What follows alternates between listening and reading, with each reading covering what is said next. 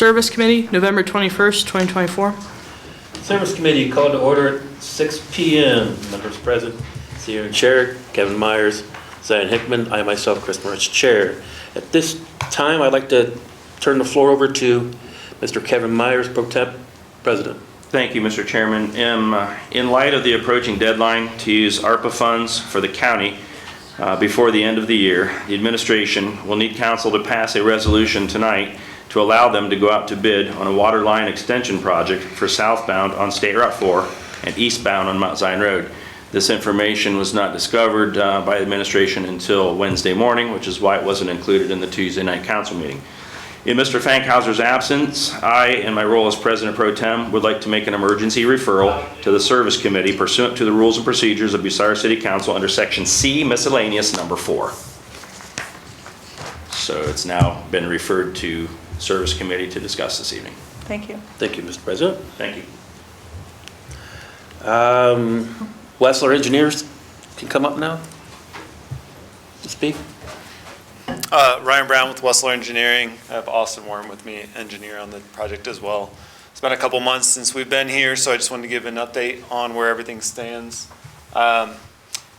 We can skip the agenda, we'll just jump right into it. So in September, myself, some of our engineering staff, as well as Tim and Jeremiah, made a visit to a couple plants, several plants, to look at different types of equipment, some of which would be new to your facility. The purpose of that was really to just expose your staff to what technology exists, because you operate a very specific type of equipment process. So I think that was a helpful visit, and it allowed us to communicate with the right vendors as we start securing pricing and equipment that will fit your project. If you recall from the last time, we were in the process of starting geotechnical boring out at the project site to try and identify what areas of the site are available to us. Kind of hard to see. If you remember, there was a blue outline that's barely visible.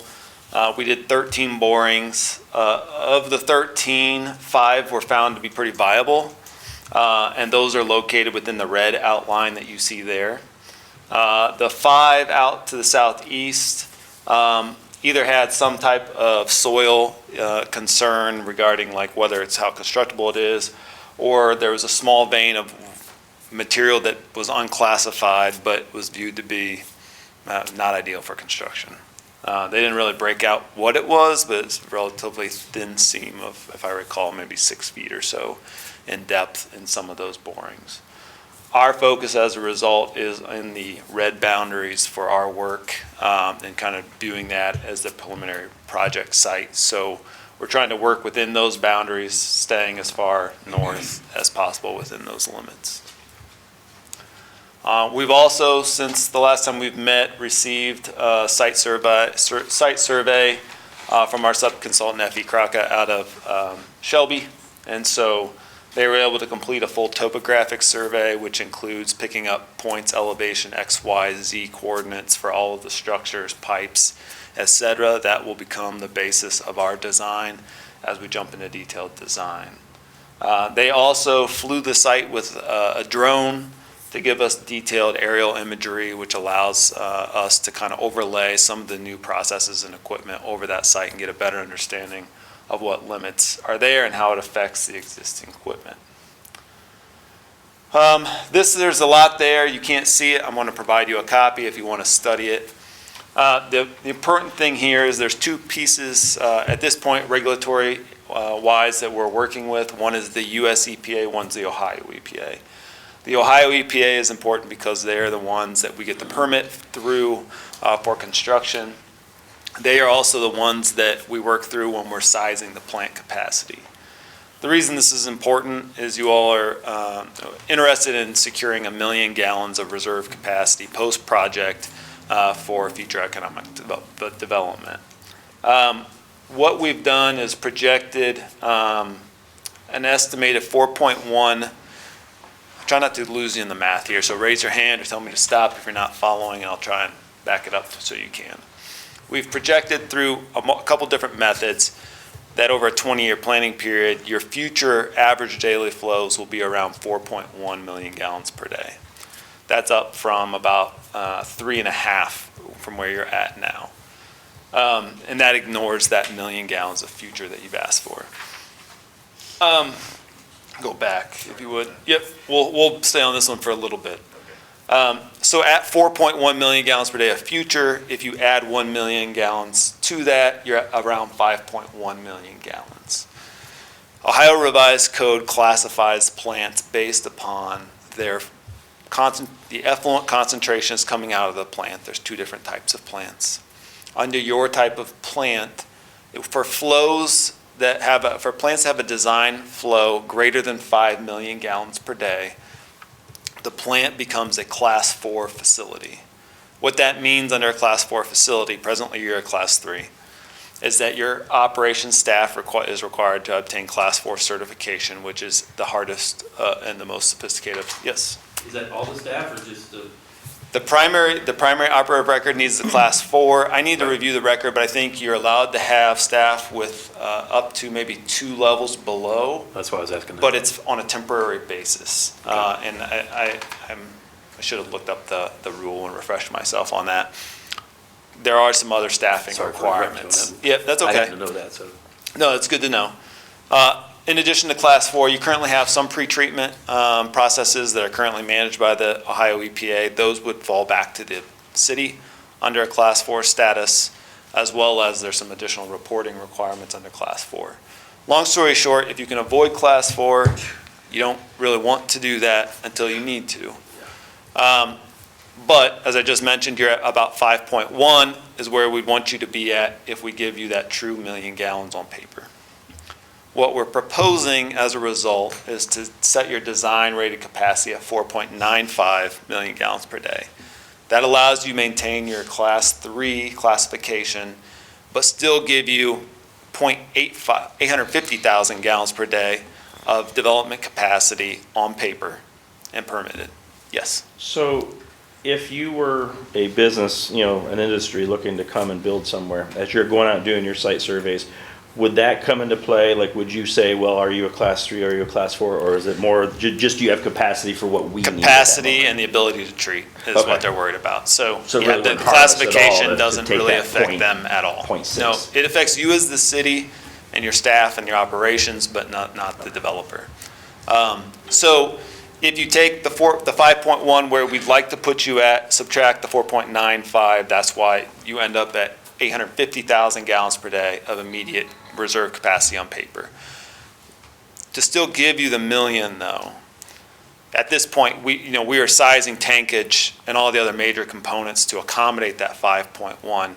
It's just that if you had a developer come in that said, I truly needed 1 million, and that 150,000 reserve is really important, at that point, we can work with you to help re-rate the plant for the Class 4 rating and increase that design average flow to the 5.1.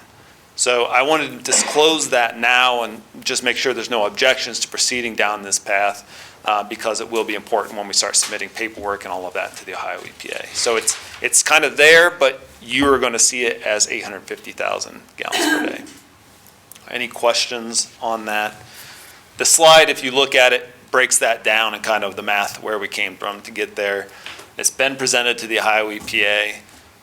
Because you're a combined sewer facility, they don't really give judgment on it until we submit the paperwork. So we're proceeding around these numbers unless told otherwise. So, okay.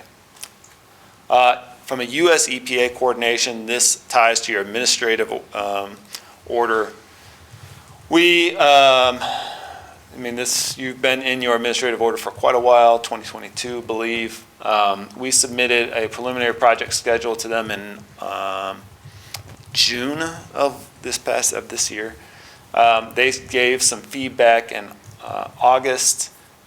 We've provided a request for clarification on some items. They responded in November, early mid-November, to ask for additional details.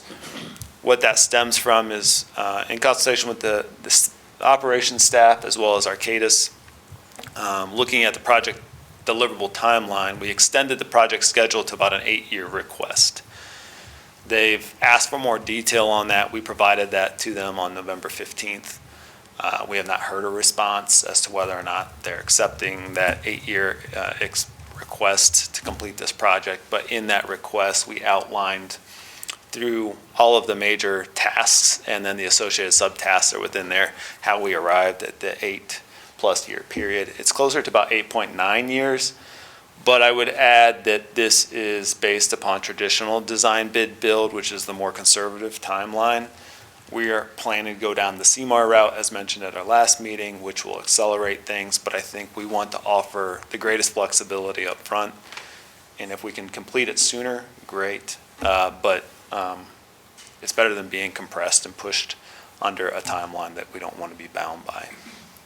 So we're waiting for their response, and we'll update you all probably at our next meeting, hopefully, if they respond.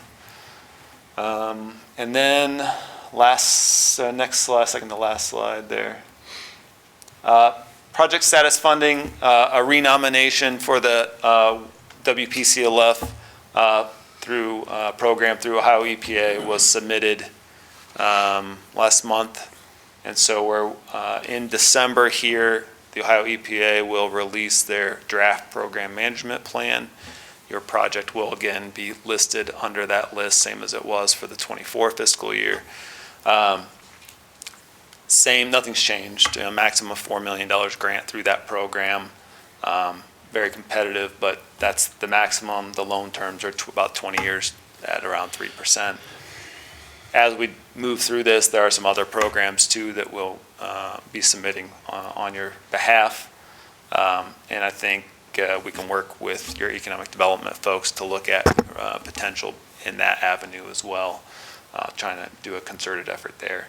It is likely if we get the extension, we may just renominate again for the 26 fiscal year so as to not have to push into this. The reason being, the way they score your funding, there are readiness to proceed points. So if the further you are along in a project, the more score points that you get, the more points that you have, the greater potential for grant. So we'll renominate, we'll see where you score. It may work out well just to nominate for 26, and then we'll see where that falls into play as well. So we'll continue to monitor that. Next slide. The CMAR process, which we mentioned, we anticipate doing the RFQ for that to select the contractor that will work hand in hand with the city and us to construct this project here in Q1. That'll align with our deliverable on the study that we're preparing. We have plans to submit the draft study for operations review on the 15th of this month, 15th of December. And then we'll finalize that by January. At that point, then that document will be submitted to the EPA, but will also be used as our tool to procure the CMAR contractor in Q1. So it kind of is all coming together around that timeline. There are some steps that follow, but that's really kind of where we're at. That's what I have. Happy to answer any questions. So with the layout you have right now, I'm assuming you probably already know this, depending on the size clarifiers you want to put in, if it's going to be 1 or 2 more clarifiers, we do have the space for that within the red? There's actually room for 2 more clarifiers within your existing footprint. Where we're looking at now is that the Greenfield site to the south of the plant allows you to look at some other alternatives that originally weren't clear we would have space for. So the square picture, if you go back to maybe the second slide, shows a technology called sequencing batch reactors that are, keep going back, keep going, keep going. Maybe the second slide, keep going. There. So the aerial imagery there shows a bunch of square tanks. Mm-hmm. The advantage there is that your aeration and your clarification occurs all within that one tank. It allows you for a more compact footprint. And we think it could be more economical to construct with that method. I actually like that kind of better anyway than the traditional clarifiers. Okay. So, I mean, that's one of the technologies we went and looked at. I know Upper Sandusky has the same, a similar version of this style. There's a couple different styles. So those are the exhibits that we're preparing now to see how those fit within that footprint. Now that we know from the geotech what we can work within, and then when we get to the draft here submittal in December, we'll have kind of what those what those layouts look like when actually placed on the aerial. So I'm not sure when you meet in December. I'm happy to come back then, or at least come back in January and present kind of what those detailed exhibits look like and the costs associated with each alternative at that time. That's all I got. Okay. If nothing else, thank you. Reach out anytime as needed, or these folks can get in touch with me too. So thank you. Thank you. Thank you.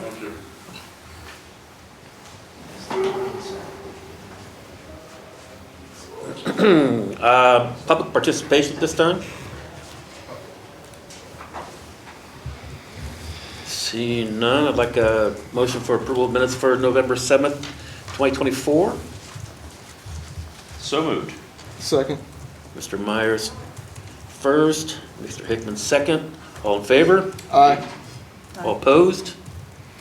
Motion passes. Title IX is going to be tabled. I had a meeting Tuesday. It's not quite where we want to be yet, so it's going to be tabled for tonight for Title IX. Water line expansion project was brought up by Mr. Myers.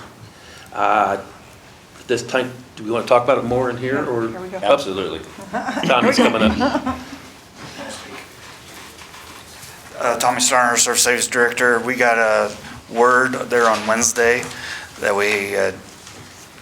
because we opened a bid, and we had a little extra money from the bids that came in, and we thought, since we had that money, we already have a project ready to go south of town with a water line down 4, and then turn east on Mount Zion Road. Thank you. So I've been out and talked to several people since then, and they're all really, really, really wanting the water line. So, any questions for me from that? Where's the money coming from again? I'm sorry, I didn't hear The you. money? Money, $270,000. 260. What's that? We have 260 written down here. I think it's 270. You provided me with 260, so is it 260 or 270? It was 270. Okay. Yeah, and that's 100% county funded. So, Mr. Chairman? Yes. I would like to request emergency legislation be drafted that authorizes the Service Safety Director to advertise for bids to enter into a contract with a dollar amount not to exceed $270,000 for the water line extension project for going out southbound on Route 4 and eastbound on Mount Zion Road. Okay, do I have a I'll second? second that. Mr. Myers first, Sierra and Sherrick second. All those in favor? Aye. All those opposed? Motion passes.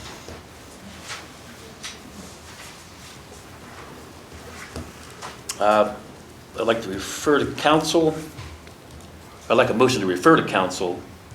Well, I guess I got to open it up first. Open up the runway upgrade grant for the airport that was discussed in Tuesday's meeting for the slurry and repaving, painting lines on the old and new runway out there.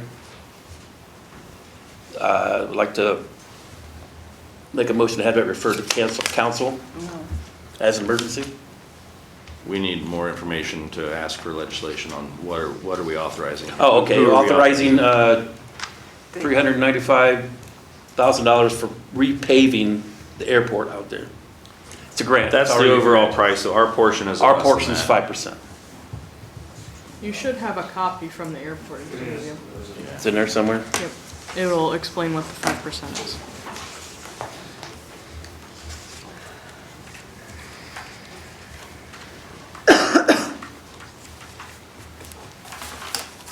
Here we go. find it. Oh. Tommy Starner, Surface Safety Director. The portion that it's $395,000, the federal government is 95% at $375,250, and our portion is $19,750. It's a slurry for the whole entire runway. It's starting to fade and it's hard to see the markings on it now. And that is for guaranteed 10 years, to be black and stay black for 10 years. Yep. Yes. Yep.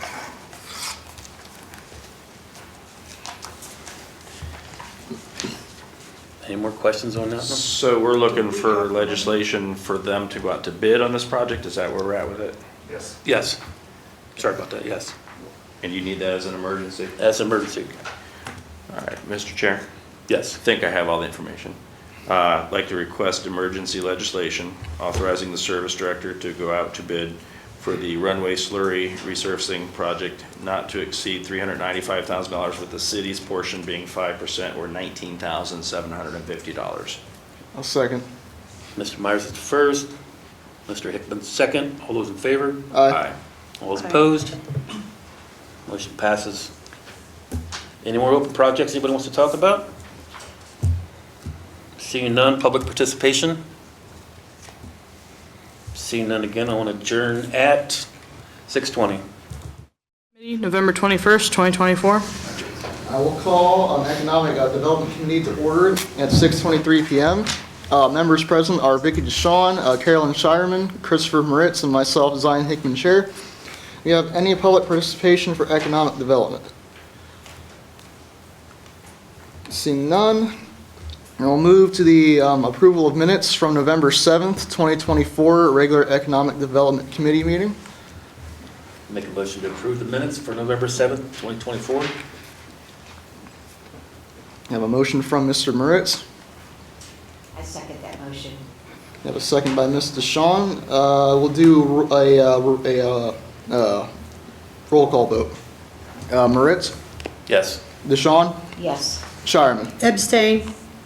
I am a yes, passes. Moving on to the All Ohio Future Fund grant. I had sent this to the administration after it was given to me earlier in the year. And I believe the person that sent it to me had also sent it to the administration. I sent it to them and all the department heads. But just a general overview of what this is. The purpose of the All Ohio Future Fund is for site development, is to make strategic investments across the state of Ohio to increase the state's inventory of project-ready economic development sites. I believe it has a funding pool of $750 million with the ability to carry over. Some of the highlights that I have here, and I had to re-skim over it because it's been a while since I looked at it. Some of the things that I have here for eligibility that I looked at was county and local government must be supportive of any project, and evidence of such support must be submitted with an applicant's letter of interest. And at the time that I looked at it, I had assumed that there was a acreage requirement. There is not an acreage requirement. There is no maximum no maximum or minimum requirement. The applicants must clearly define the scope of the project and related site capacity targets, electrical capacity, water capacity, wastewater capacity, and gas capacity. Something else that I had highlighted was the proposals will be the proposals will be evaluated to determine whether an alternative funding source exists through another program. So if we were to submit a letter of some kind of interest for this grant and they find that it doesn't really fit, but there's another project for it, they'll go ahead and let us know that there is another program for said project. The eligible costs for local communities include infrastructure costs such as public road work, wastewater and related infrastructure, water and wastewater, design and engineering, demolition, wetland mitigation, utility gap funding to connect gas and electric utilities or relocate utilities on site, and other one-time site enhancements. The funding cannot be used for land site acquisition directly. It states that throughout multiple segments of the fund letter. Zion? Yes. May I ask a question? Yes. When it says that these are eligible costs for local communities, is that a cost to the city or a cost to the project, I believe costs to the project. okay. I would have to actually relook at the whole grant. Like I said, it's been months since I've looked at this after I submitted it. I have to familiarize myself with what is in this. Some of the factors to be considered that I had highlighted that I think pertains to us in general. Applicants that are a local government entity, county level letter of support is also required. Non-governmental applicants will need to submit letters of support or a resolution from the local governmental entities evidencing support. And sites with advanced plans for infrastructure improvement as evidenced by engagement with utility providers. Other factors considered would be strength of expected direct economic impact of a completed project site and strength of expected indirect economic impact of a completed project site. And the local community's ability to support the project fully realized, financial commitments, workforce capability, adequate housing, infrastructure, etc. Another consideration would be recipients of AOFF funds will be expected to find a suitable end user for the proposed site within 5 years of disbursement. So if we were to be granted any funding from this, we have a 5-year window to find sites to use this for. Again, to reiterate, it cannot be used to make sites available. The sites have to be available. And if we don't find someone within 5 years, there's the clawback. Yes. Yes. It allows for a roughly 2 to 3 year construction period and a 2-year marketing period.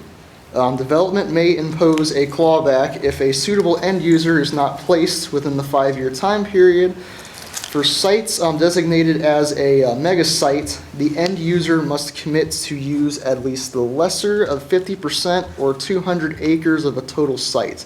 Solar fields do not count.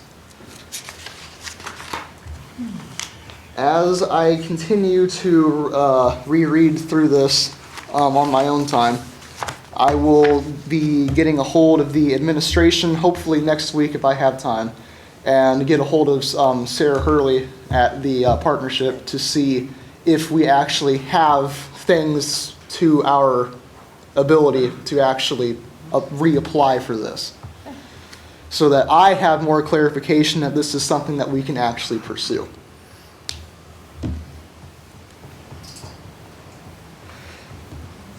Anyone have any comments? You answered the one question I was going to have was if you were going to contact Sarah. Yes. Great. That is in my plans to do. Okay. Probably be sending her an email tonight after I leave. Okay. Do we have anything on open projects to discuss? None at this time. Reopening for public participation. Seeing none, I will adjourn economic development at 6:31 p.m. Health and Safety Committee, November 21st, 2024.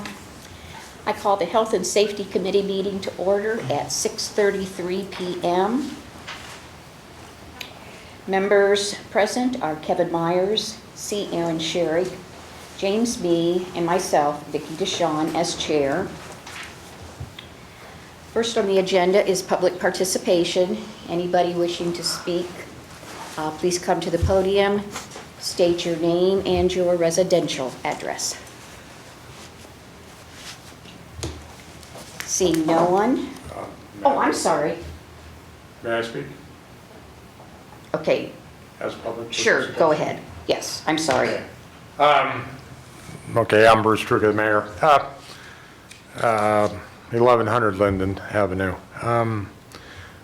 As far as the cameras go that are operated and owned by Kurt Fankhauser.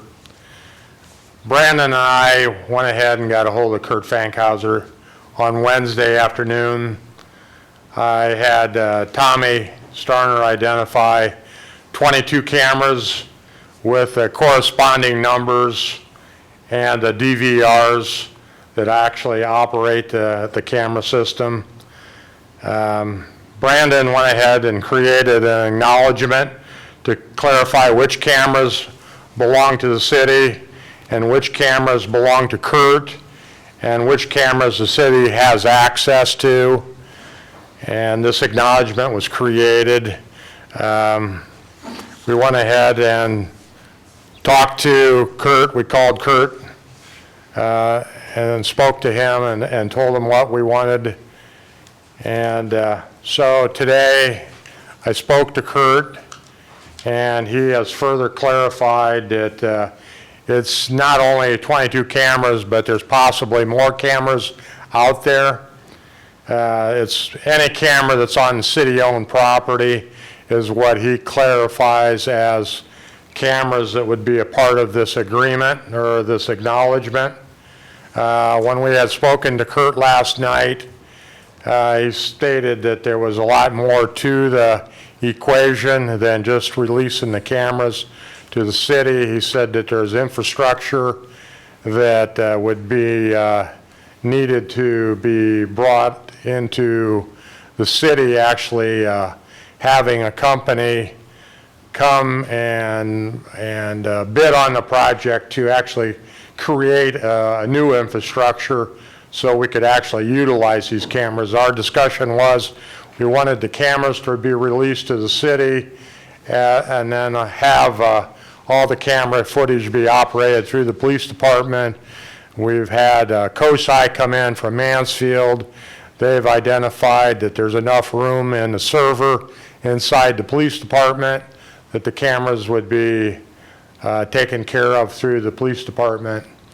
And so after discussion last night, Kurt stated that he would go ahead and send an email to all of you in council, and so everyone could further discuss it. And that's where we're at right now. And as of right now, I still don't have, after talking to Kurt today, I don't have a signature yet. That's the end of what I have.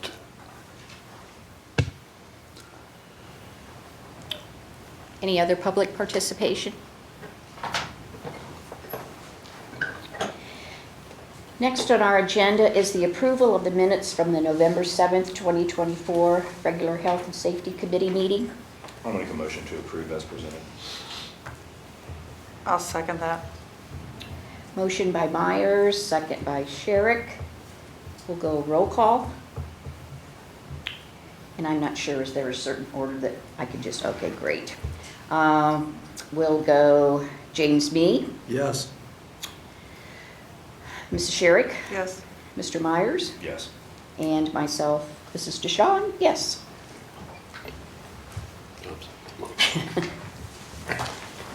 Next on the agenda, we have the Ohio Department of Commerce Division of Liquor Control notice, objections to renewal of a retail liquor permit. Mr. Myers, if you'd like to speak on that? Yeah, I spoke with the police chief last night and asked if he and his department had any issues with any current license holders that we needed to worry about filing an objection for, and he stated that they have had 0 complaints and 0 concerns. My question also would go to you. Do you have any knowledge of any that we should have any complaints about? Nope. Then it's my opinion, I'll let everybody else obviously have their say, but my opinion would be to not request any hearings and remove this from open projects. Agreed. I agree. And we don't have to do a motion or a second on that, and I No, agree as well. We could choose as a committee to request it to go to full council to then ask for any objections, but if we don't see a need to have any objections, it essentially dies in committee. Okay. And there's absolutely nothing that Miranda needs to do Okay. fail to respond. Remove it from Yeah. open We project. have no objections, Yeah. and we don't, Yeah. we're not required to respond. Okay, great. All right. Next is wavelength and cameras.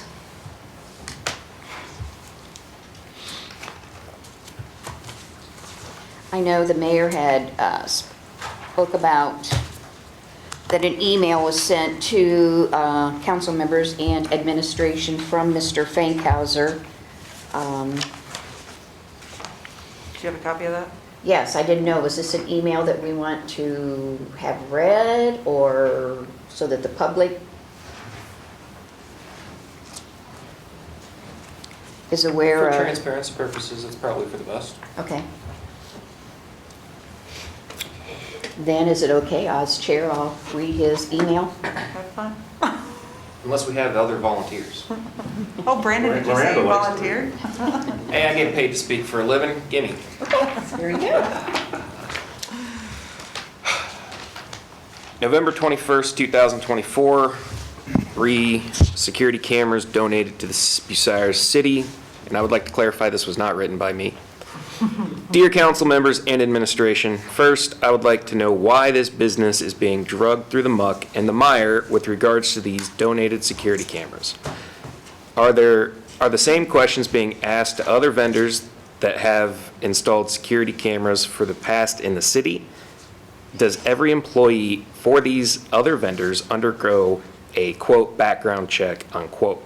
The city has no idea who is working for these vendors that have in the past installed security cameras on city property before. This appears to be another political witch hunt by the local podium gang that continually distracts this council from the actual real issues facing the city of Bucyrus. Regardless, I will attempt to explain more why this is a giant waste of time to people that have no technical knowledge of what they are even talking about. The cameras, and only the cameras themselves that are on city property, have been donated to the city. This includes Allmiller Park and Shines Park. What has not been donated is all of the network hardware consisting of the network switches, routers, and Wi-Fi access points, and microwave links that the cameras are plugged into at these locations, as these are leased items that are currently owned by Wavelink, which is typical for the ISP that provides internet service to its own equipment. We are not planning on donating any network infrastructure to the city of Bucyrus for all of the back-end infrastructure that is required to make the remote cameras able to operate from the park of the feeds going into City Hall. All network backbone infrastructure that is in place between Allmiller, Shines Park, and City Hall is property of Wavelink and is used for our main business needs of supplying internet services to commercial businesses. Yes, you theoretically could call another vendor in and reuse the existing cameras at the parks since the city owns them. However, the cameras themselves are not where most of the expense lies in making the camera system functional. The real expense is in all the network infrastructure and backbone between the individual cameras and City Hall. Wavelink is graciously allowing use of its network backbone, as the network we have built over the last 20 years is allowing the camera feeds to work to City Hall and cost us nothing. So, we did the right thing as a local business and made this gracious donation to the city, and it works very well. For competitive business reasons, we are not willing to let another vendor use our backbone infrastructure for them to make a profit on if they were to take over any security cameras at the remote parks. So if another vendor is going to be used by the city, that other vendor would be responsible for complete build out and replication of the entire existing network backbone design that we already have in place. Furthermore, we are not willing to grant access by another vendor to the, quote, privately owned cameras, unquote, that are located in the various private businesses downtown that we are under maintenance agreements with those businesses to provide. So, if the city chooses another vendor and still wanted live feeds of those locations, the vendor would have to design and replicate the entire network, including a network backbone, at all those remote locations, as well if the city wanted to maintain visibility on the mural fountain on the square and the downtown areas near city parking lot number 3. All this being said, for the city to accomplish complete replication of everything they have now will surely surpass the $75,000 threshold that requires all of this to be put out to bid. This would also be a general fund expenditure because it relates to parks and police, which is all general fund only expenses and cannot be spread over enterprise funds. To replicate exactly what the city has now and include appropriate maintenance of the system, you would have to make sure the bid packet contains, at minimum, the following language. Potential bidders require to secure all agreements/contracts with any privately owned businesses downtown that will have city-owned equipment installed on them. Potential bidders required to secure and install internet connections at all remote locations. Encryption overlay technology needed if third-party monthly internet connections are used at all remote locations. Otherwise, any unencrypted camera feeds traveling over the open internet could be intercepted and watched by anyone. If potential bidders install microwave links for remote camera feeds, they would have to design a network with a multiple path diversity for redundancy in case of microwave link failures. Parentheses, this is what current operating design from Wavelink has in order to achieve high uptimes, close parentheses. Potential bidders responsible for installing and maintaining all network hardware, cameras, routers, switches, and other associated infrastructure in order for cameras to operate. Potential bidders required to install battery backup systems at all remote locations so cameras will still operate in events of power failure. Potential bidders required to include the next 5 to 10 years of anticipated maintenance and repairs of all equipment so that city would not be facing unexpected surprise expense in the future for maintenance of system. Parentheses, Wavelink is currently providing maintenance on existing system for free, close parentheses. All of this being said would lead to quite an expensive network design build-out if the city chose to go out to bid, and if there were even multiple vendors interested to bid, Wavelink would again bid zero on this project due to our commitment to not allow the city we live in to waste taxpayer funds unnecessarily. The city would be obligated to choose the best and lowest bidder and would be back to square one where we are currently at now. Even if another vendor was found to bid and the city could find the money in the general fund to pay for this project, I would want to see, underline until I say otherwise, proof that the other vendor can demonstrate they are technically capable building a remote camera system encompassing multiple remote locations on this scale, and underline, before, as I do not believe there is other vendor remotely close to Bucyrus that has ever technically achieved what Wavelink has achieved for the city of Bucyrus with the current system. Also, I must point out, as of writing this letter, I have 2 emails into the police chief asking for an explanation of why we were not notified for an entire 6 weeks of the camera feed going into the Bucyrus Police Department dispatch not working, and I have yet to hear any response from the chief or any request from him to have it fixed. Sincerely, Kurt F. Wavelink. And that's the letter.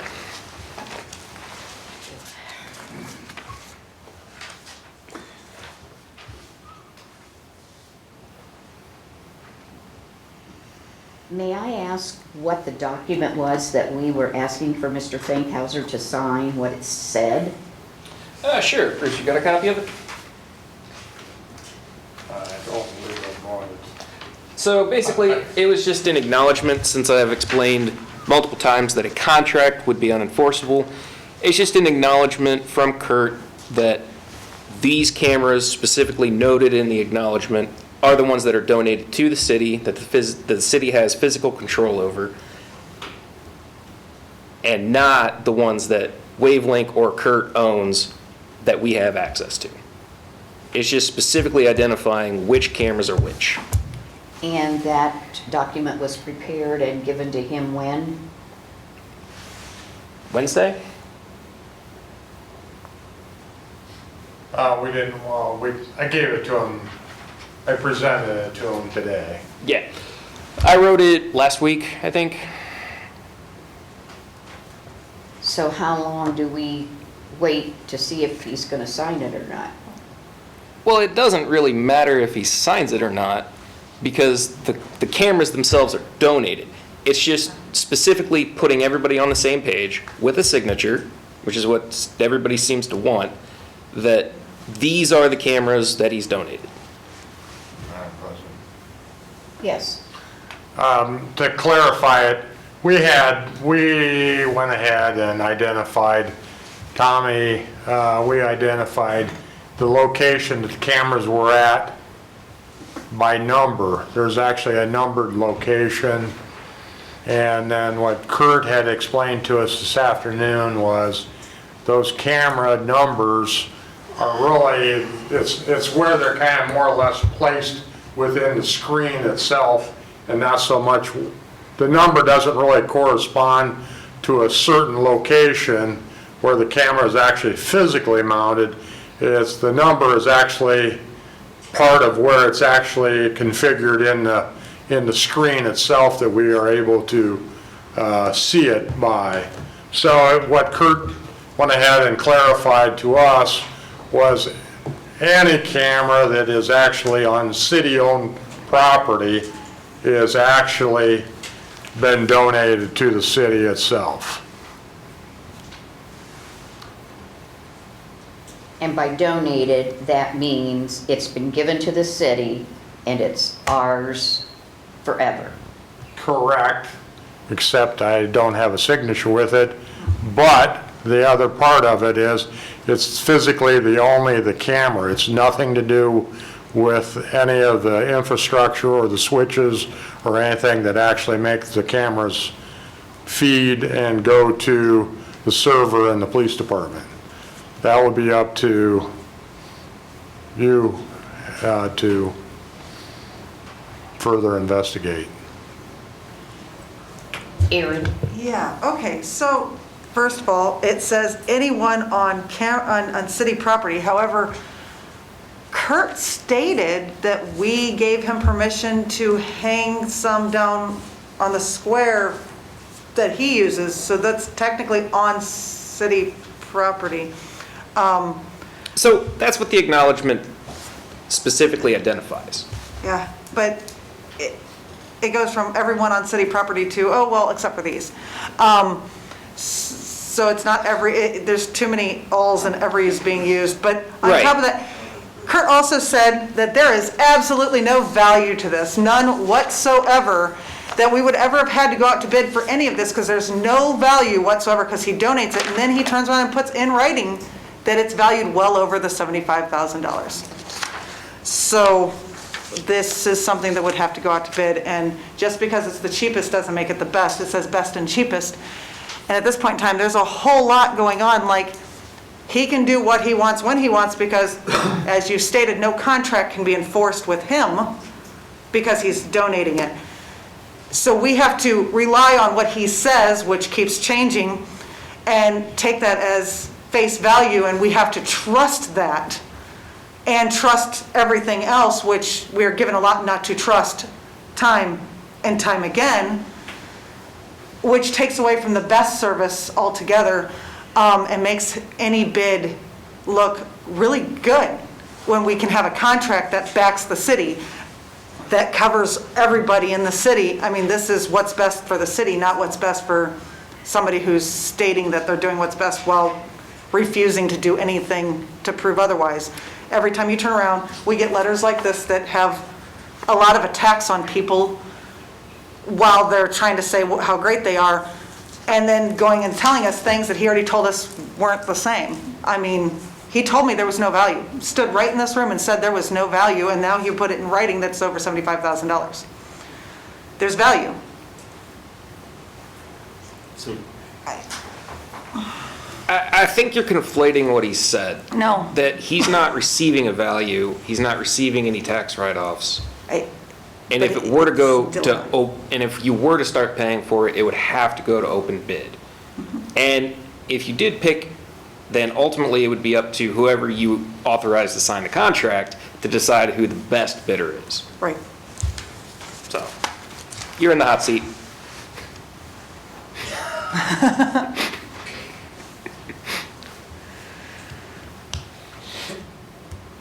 But the thing is anytime we get a service that's valued at or over, we're supposed to go out to bid. And he told us it's not any value, and which I kept telling him, yes, it is. If you were to claim it on taxes, what would you be getting? Oh, but I can't. That's not what I'm saying. There's That's fair. still a value there. So now he's admitted in writing that that value's there, and it's above us going out to bid. We should have been bidding on this no matter what from day one. Just to be transparent, as he keeps saying he is, just for transparency purposes, just like he should have put a list out, like these things that he expects from others. He's never given us anything stating what he does, doesn't do, and what he offers and what he will, you know, because he doesn't have to, was what he told me when I asked. So these are things that make people feel very unsafe. So, what do you want? I mean, you want to get rid of the cameras. We're going out to bid on different cameras, correct? mean, I think we need to go out to bid, period. That's what we're doing, the intent. I But mean, yeah, that's but what people this need is to- all about. We're going out to bid now. And he won't be able to break in the spectrum, I don't think. He might be able to, but Okay, now Jim, what are you saying? You're saying we're going out to bid? I don't know. Oh, okay. If we're getting rid of Kurt, then we'll probably go out to bid. I'm guessing this is where this is leading to. Is that correct? Well, my question is, the last time we talked, the administration was making the decision on whether there was going to be live feed of the cameras so everybody could watch them. And the only thing that council had to do with the cameras was, if I understand the law director, was there could be a resolution where we set forth which cameras are going to be public. Correct. That's absolutely something you can do. That's because there aren't values to a point where we would be going out to bid. There was no value last week, or last time we met either.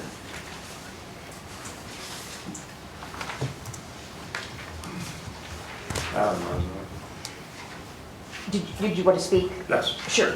The biggest thing is where it was left at last time, yeah, we mentioned it was gonna be live feed, and that was a uproar that was suggested by a private citizen, and I went along with it, and we thought, well, you know, so then the last part of the conversation is you guys were going to go ahead and clarify what you wanted to do with live feed. Did you just want to have it at the art park, or not at all? You were going to decide whether you were going to continue with any of the cameras, or do away with the cameras. That's where we left it at.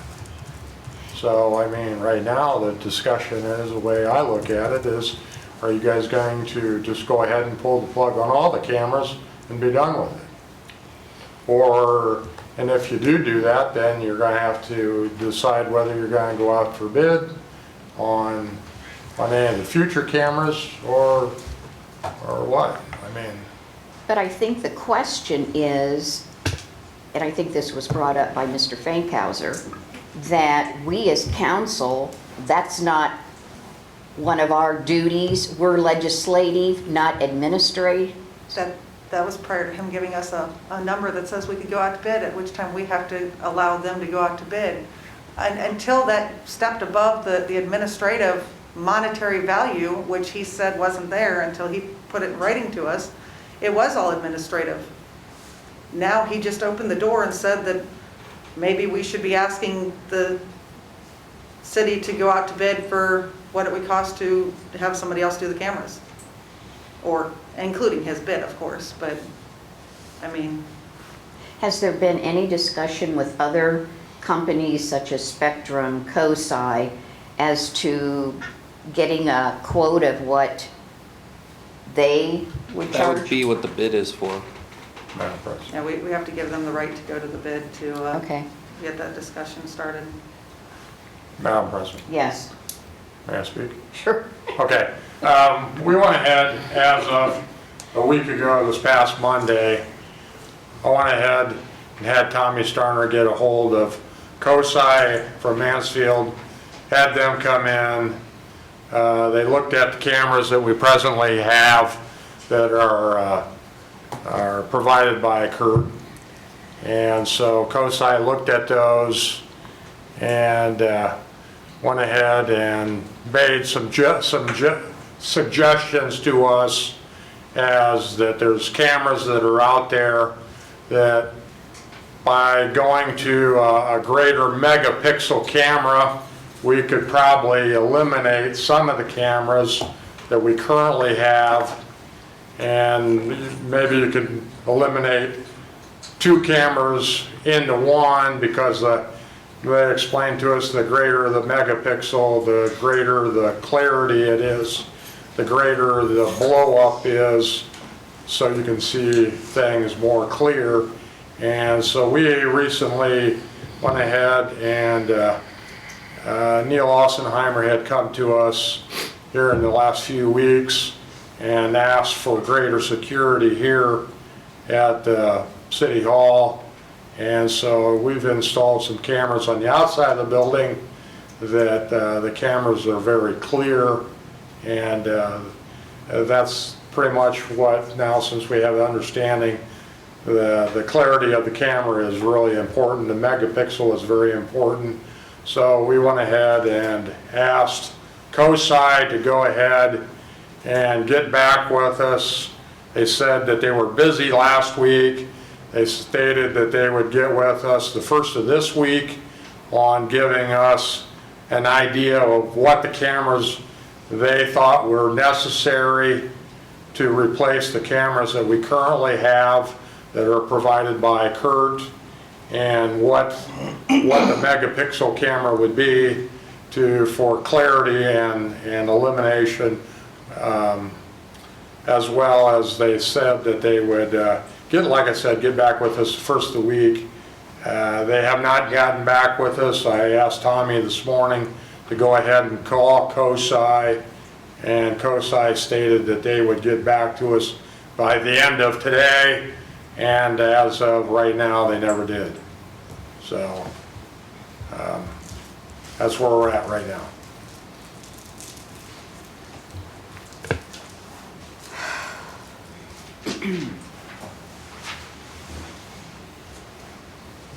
Mr. Myers, do you have any? I'm processing all this. You know, the one thing that stood out that I heard in that letter, though, talking about the different things that, you know, he states that we otherwise would have eyes on. Millennium Park, it's a beautiful park, but it's not owned by the city, and it's not the city's responsibility to oversee that. It's owned by a private organization. And I guess where my brain's going with that one is there are cameras that have been there for some time. They're not new. But the poles that are those poles owned by the city or by AEP? It's something I can look into. And if they're owned by the city, why the hell aren't we collecting rent? If he's got cameras up and he's charging somebody else to look at that park, you know, there'd be a place to start. I don't know. There was a lot to digest in that email.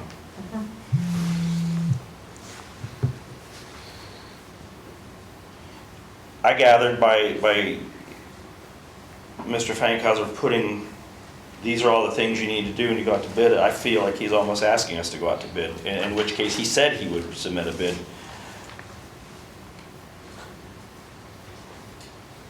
I think that's the next logical step then. I think so too.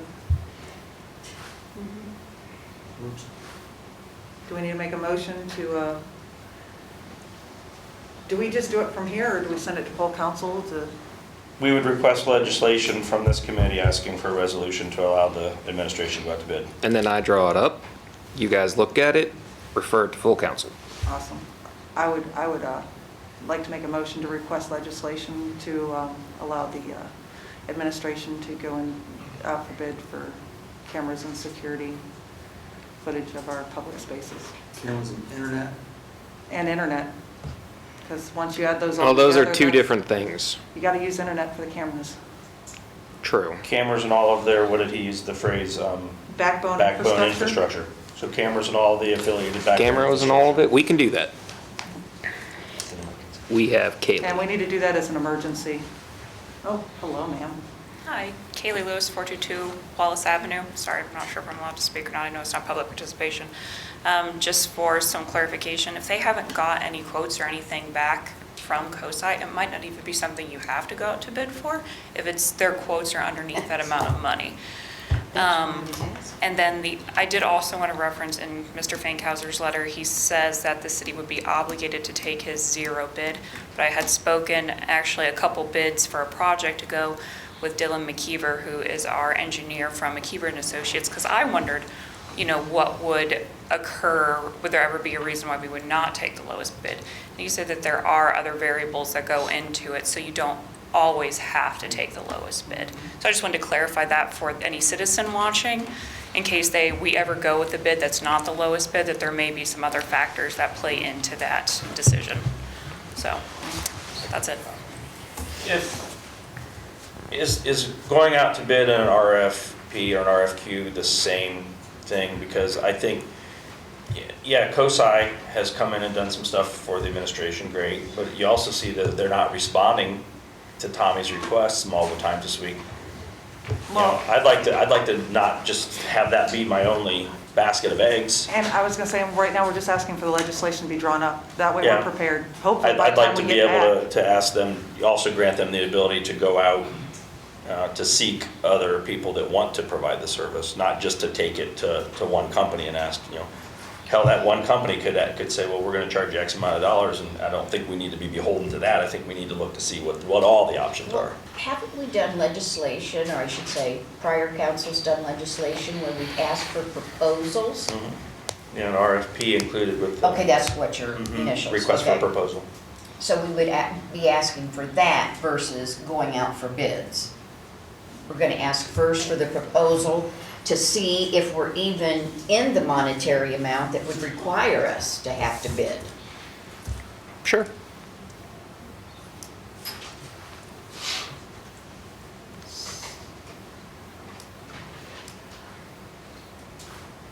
So should we ask for RFPs and or bids, depending on whether or not whether their bid comes in and it's in there and, would that be the best way to do it? They're kind of one and the same, but are they Yeah. kind of different? So I don't know legality-wise, if we have to specify an RFP versus a bid or not. It'd be cleaner if we did both. So we could say an RFP and or bid? Yeah. Beautiful. want to- I modify my motion to that wording, please and thank you, as an emergency. Go. Second. Roll call. Yeah. Myers. Yes. Sherrick. Yes. Mead. Yes. DeShawn. Yes. Now, question. Mr. Goldberg, you indicated that you would prepare the legislation, give it to the committee to review before it's presented to council? Correct. So in other words, we're talking another committee meeting, or another, either we have a special committee meeting, or this isn't going to go to council until the second Tuesday in December? You can have a special meeting before the next council. Just Okay. special meeting. Okay, great, all right. I do want to remind you that there's already pre-scheduled ad hoc committee meeting before council next time, on December 3rd. So I don't know. Oh, I guess I wasn't thinking of doing a special meeting that night of health and safety. Just prior to. I was thinking of if we wanted to have the legislation for the 4th. Sometime before. Sometime between Right. now and then. Right. I'll tell you what, you guys pick a date. And I'll have it done by then.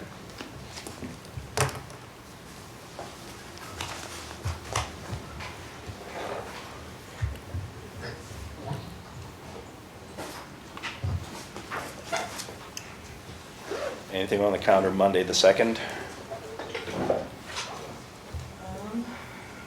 Jim, was he in any of your committees meeting that night? He was trying for the 25th. Yeah, I'm trying for the 25th, so,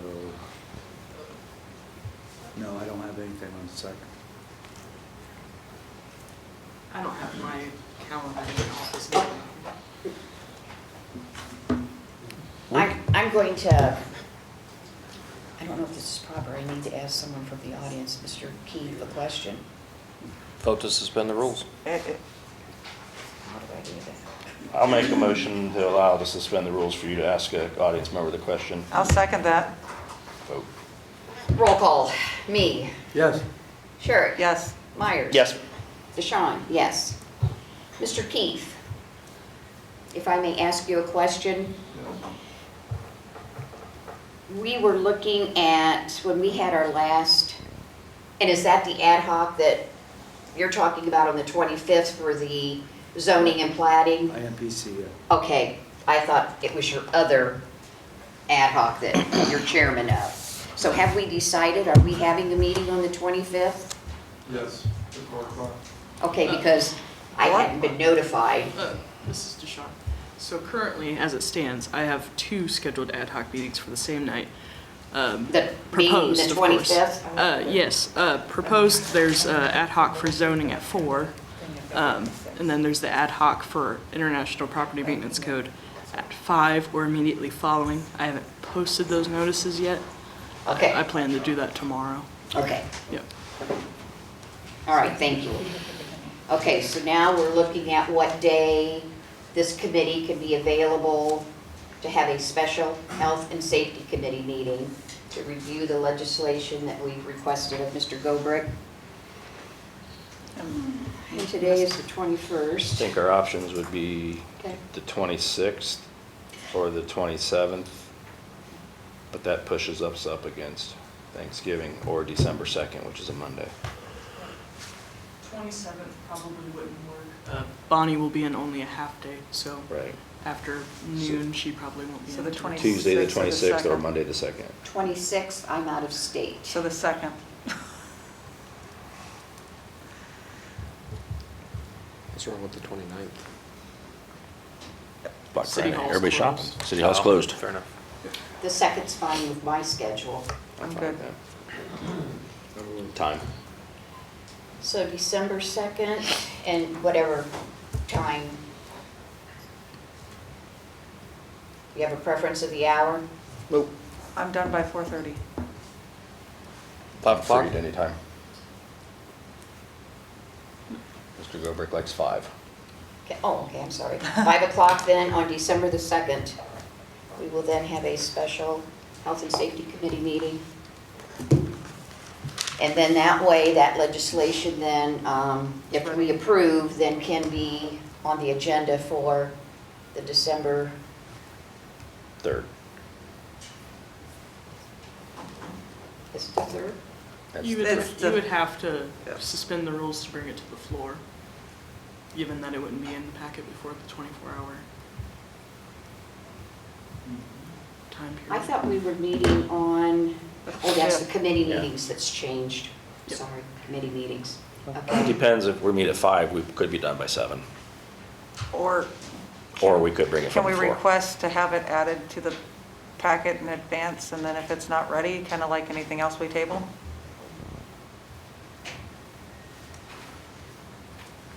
That's a you question. That's a me question. What was the question? Can we go ahead and request to have it added to the packet? And if it As you falls through the prepare day it. before, then we just table it? But Sure. if not, okay. Okay. So there you go.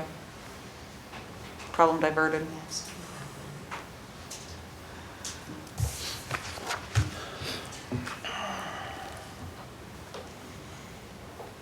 So what did we decide? I was still looking at the calendar here. December 2nd at 5, right? Yeah. Yep. But I mean, as far as we're going to be okay to have it As- on the And we agenda? can As he just have it- prepares it, it'll be put into the packet, and if we make any changes to it, then we have to change how we present it. Okay, great. That way it meets the requirement of notification. All right. Anything else to discuss on wavelength? Next on the agenda, marijuana regulations / dispensaries.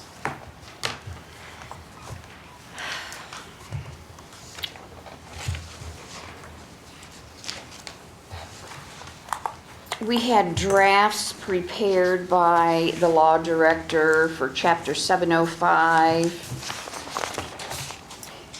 Chapter 704, and Chapter 705.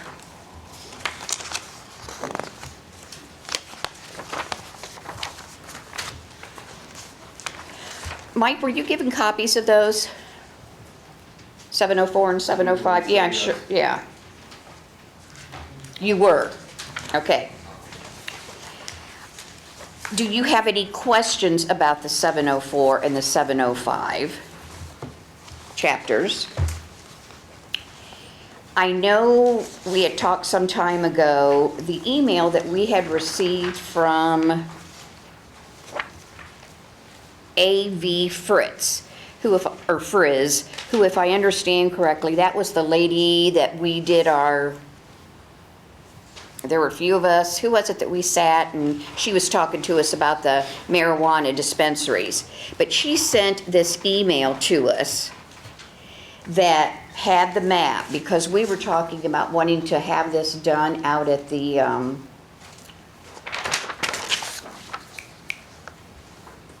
yeah. The old Ponderosa building? No. Industrial Park. Industrial Park, yes. And according to her email, this was a survey. And it had, the areas that you could do the marijuana dispensaries. And she says, thought this might help steer your ideas in the right direction. The industrial park is not a real temptation to potential tenants. Dispensaries are not industrial growers. And refresh my memory on who this person was. She was the gal.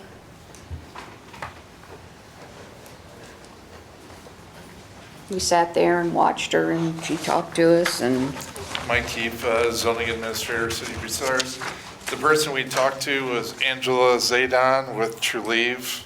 oh, okay, then I stand corrected. I reached out to her last week, and I have yet to hear back from her on the status of their submittal of proposed property. They were looking at a property on the south end of town, but I have not heard anything back from them. They were also looking at a few properties or locations in northern Ohio, but they had not narrowed down their selection. So this individual who sent this email to all of us council members, What's the date on it? August 22nd, and the subject is Bucyrus Dispensary Survey. That is the real estate division of True Leave that sent that. Okay, So our contact is Angela Zaydan with True Leave for this, and I have not heard back from her. okay. And this individual who sent us this email, who made this statement that the industrial park is not a real temptation, Well, you can't. They're associated You with- can't put it in the industrial park because you can't have retail sales in the industrial park. okay. The candle shop does. What's that? The candle shop does. That's way before I got here. I have a question if I could ask about with the map though that was included. Wouldn't it not behoove us to just have the legislation prepared that just states anywhere not that's not prohibited? So when you look at this map that we have, anywhere that's not in red, Anywhere not in red, and, and then you could further clarify by zoning.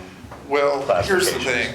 Classifications. The way that it's being done right now, the only regulation you would have that it should be in a general business area, not downtown, but general business and LIC, which the property around Bob Evans on the north side is LIC. South of Bob Evans. Yeah, south of Bob Evans is LIC. And also down along the south side, along Route 4 is general business. Yeah.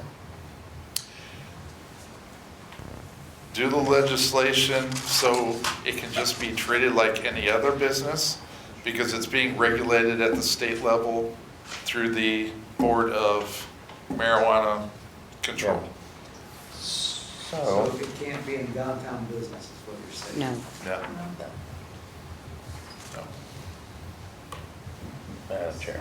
Yes. I would like to request draft legislation be created to be presented to this committee, that the law director can work with Mike on the wording, and that way we get the proper zoning areas and can include the map, or however we want to include that data from the map, you know, to say not within areas that are not allowed, you know, within 500 feet of all the things that it can't be within, those kind of things. So what are these chapters that were prepared by Mr. Goldberg? Chapter 704 and 705?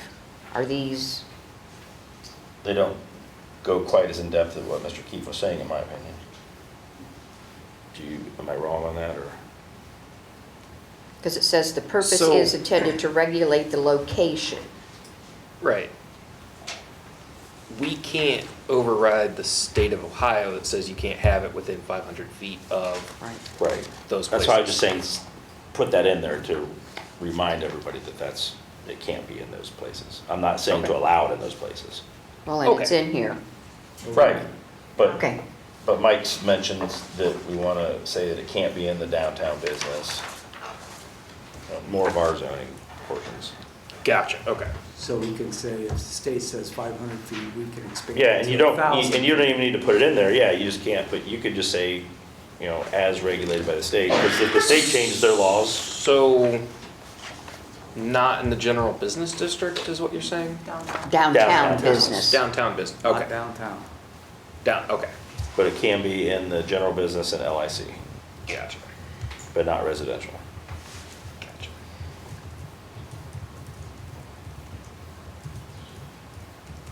And so that I'm understanding, we have 2 chapters, and we still want to maintain those 2 chapters. I mean, one has to do with state licensed adult use marijuana cultivators. The other one is state licensed medical marijuana. Correct. Typically, those two are the same thing, but they don't have to be. Can they be combined Can the two, in legislation for us?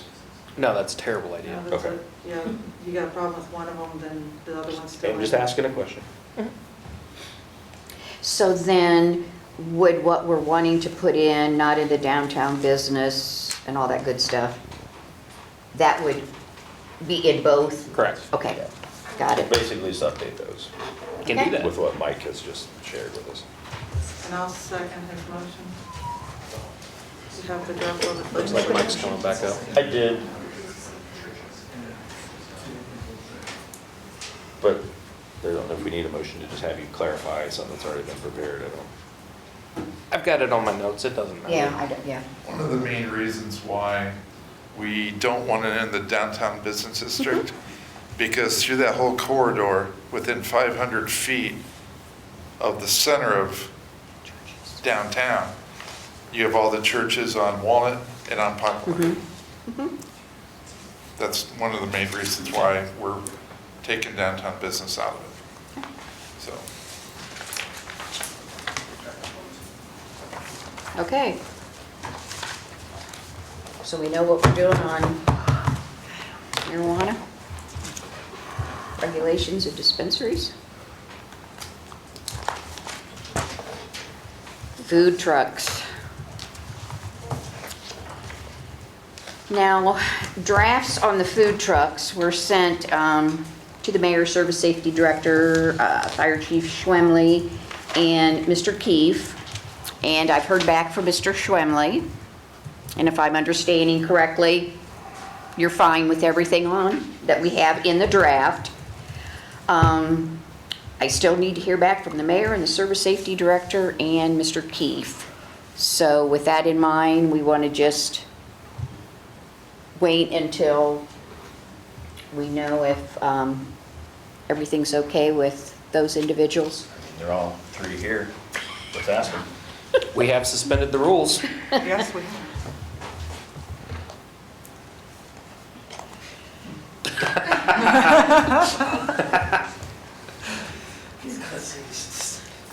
Mike, can you center that? It's bugging me. Thank you.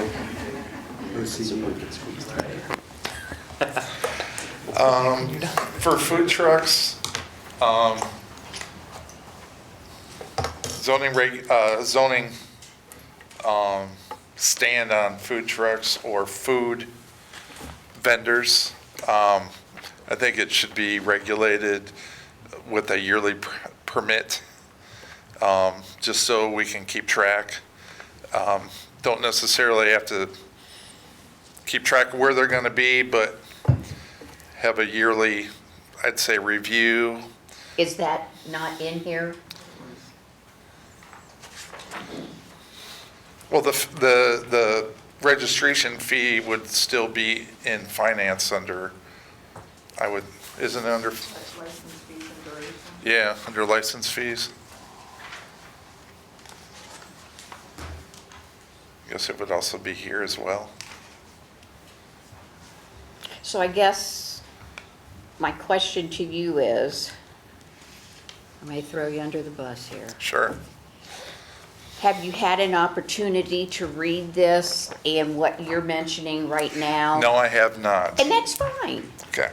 I have absolutely no problem with that. So I guess that's what I'm saying is, But you, the fees for this, does it fall under finance or does it fall under here? I think it would fall under here, because it would be in this legislation. well, there's, So you guys need to. oh yes, fee and duration. You guys need to 709.02. decide what the fee is gonna be for food trucks for yearly permits. Right, and that would be finance, Yeah, so. that's the only thing I have on that. Yeah, 7.0, license fee, and duration. He's not deciding how to spend it. Good point. Yeah. Good point. Would it, Madam Sure, Chair, go ahead. Would it be fair to ask the law director, the service director, the mayor, and you, and the fire chief? Schedule a meeting, get together, sit down, go over this everybody at the same table, find out what we need to change, and then you prepare. Let's do that. Update the legislations and bring it back to us as soon as possible so we can get this one also taken off the books and finished up. Sure. Okay. Thank you. Next, sex offenders and spaces for children and families. Madam Chair? Yes. I had spoken with the law director about this, and I kind of would like him to explain what he had to say to me about this piece of legislation, if you don't mind. No, that's fine. So I was just reiterating that this is likely totally unconstitutional, and it's unenforceable. But I also spoke with the chief of police, and he said that he contacted the sheriff's department because it's a municipal ordinance. We would be required to pay the jail $65 a day to house anyone who's arrested under this, plus any of their medical treatment, as well as transportation costs, and would be responsible for transporting anybody. So, I don't think it's a good idea, but you guys are the ones who get to make that decision, not me.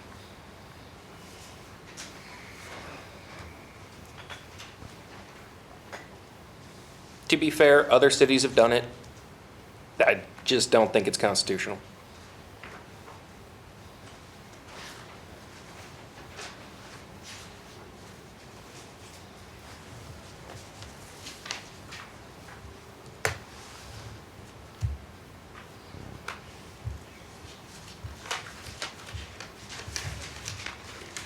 I'm trying to find my, Can I ask a Please. couple of rhetorical questions Sure. of the law director? So, I get the intent of why this was first brought up. With that, Absolutely. with that spirit in mind, let's say there's a person who is a registered sex offender, who is now doing something wrong or illegal. Just the fact of being there, I get, but if they're actually doing something, we still have provisions now that those people would be arrested, detained, whatever, for whatever actions they were doing illegally at that time, right? Sure. This really was just asking to not allow them to be in a place, and how do you know? You know, it's not like, Right. And, when you see a person walking down the street, you know, you don't know if they are or not. right, so that goes into the whole enforceability issue. So you would still need to have reasonable suspicion for a Terry stop, probable cause for an arrest, that kind of stuff. And unless you had like a consensual encounter with everybody at the park and asked them consensual questions, Yeah. or had some kind of basis for the officers to initiate an investigation and identify somebody in public without a vehicle exception, it'd almost be unenforceable. Plus, we have another factor with the fact that the road that's running through Allmiller right now was made a public right-of-way a couple of years ago, so I don't know why it was made a public right-of-way. To allow us to use street funds to repair it. Gotcha. But it is a public right-of-way, so even if you did say you can't be in the park, just like you can't say, well, you can't drive through the park at night anymore, it's a public right-of-way, so that adds another layer to the onion of why this is wholly unenforceable, even if it was constitutional, which I don't think it is.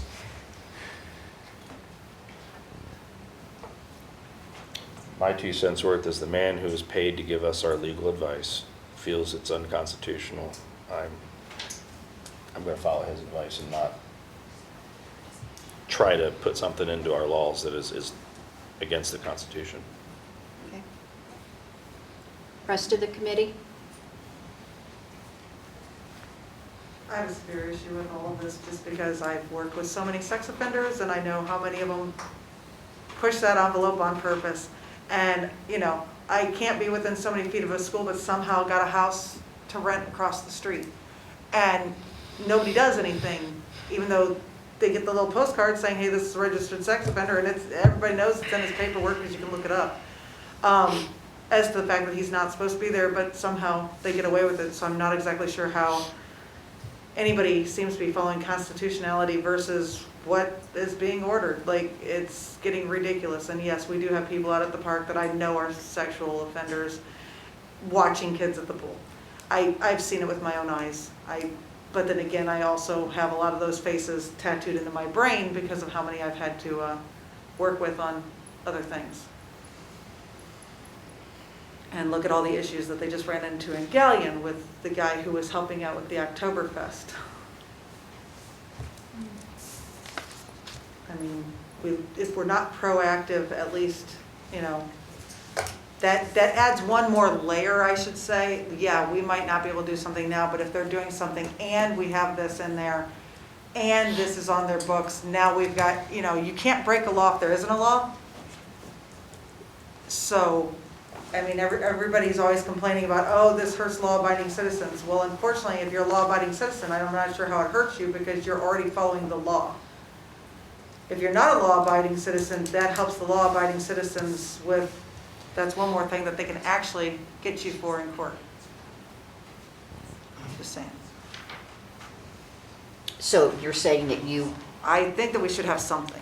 okay, I'm not sure what all we can, but I mean, kind of like parks, playgrounds and pools that are not really, I mean, they are made more for the kids. So that would be kind of like the school, certain places where you're not supposed to have people. Mr. White's waiting patiently. Do you mind if I ask the police officers a question before you speak? No, not at all. Officers, do you have an opinion as to this? I'll come up. I'll take the line. I'm probably of the young guys the most constitutionally informed. So. This is true. As far as, like he said, the constitutionality of it, and I understand your point is if you're not breaking the law, you shouldn't be worried about that kind of thing. Me as a law-abiding citizen and officer who tries to go out and enforce drugs and guns and warrants, the Constitution sometimes gets in the way, but as a American, you have the right to that. We can't just willy-nilly go out to the park and identify anybody we want. We have taken calls. There was one specific individual that we took calls multiple times of being out at the park and doing things he shouldn't have been doing. Usually when we get out there, he wouldn't be there anymore. Thankfully, he's now no longer in the city, so that's great. However, I do remember getting a call about some individuals partaking in extracurricular activities on the playground. That was taken care of. They were removed from the park, sent up to the prosecutor, dealt with that way. So when they are committing a crime, they are dealt with. However, from the sounds of this, it's like you guys have been asked to put a blanket over the park and say if a sex offender is there, just their presence there is going to be an enforceable act that I don't feel we can enforce on the road. Obviously, it's going to be sent up to him or another prosecutor to even decide on that, and they're not going to let it get to the courts to where we're going to be sued and things like that, which is going to become a bigger issue for the city to pay out money for violating civil rights. I do agree sex offenders shouldn't be in parks, but I think that's more at a state level than a local level, if you would agree.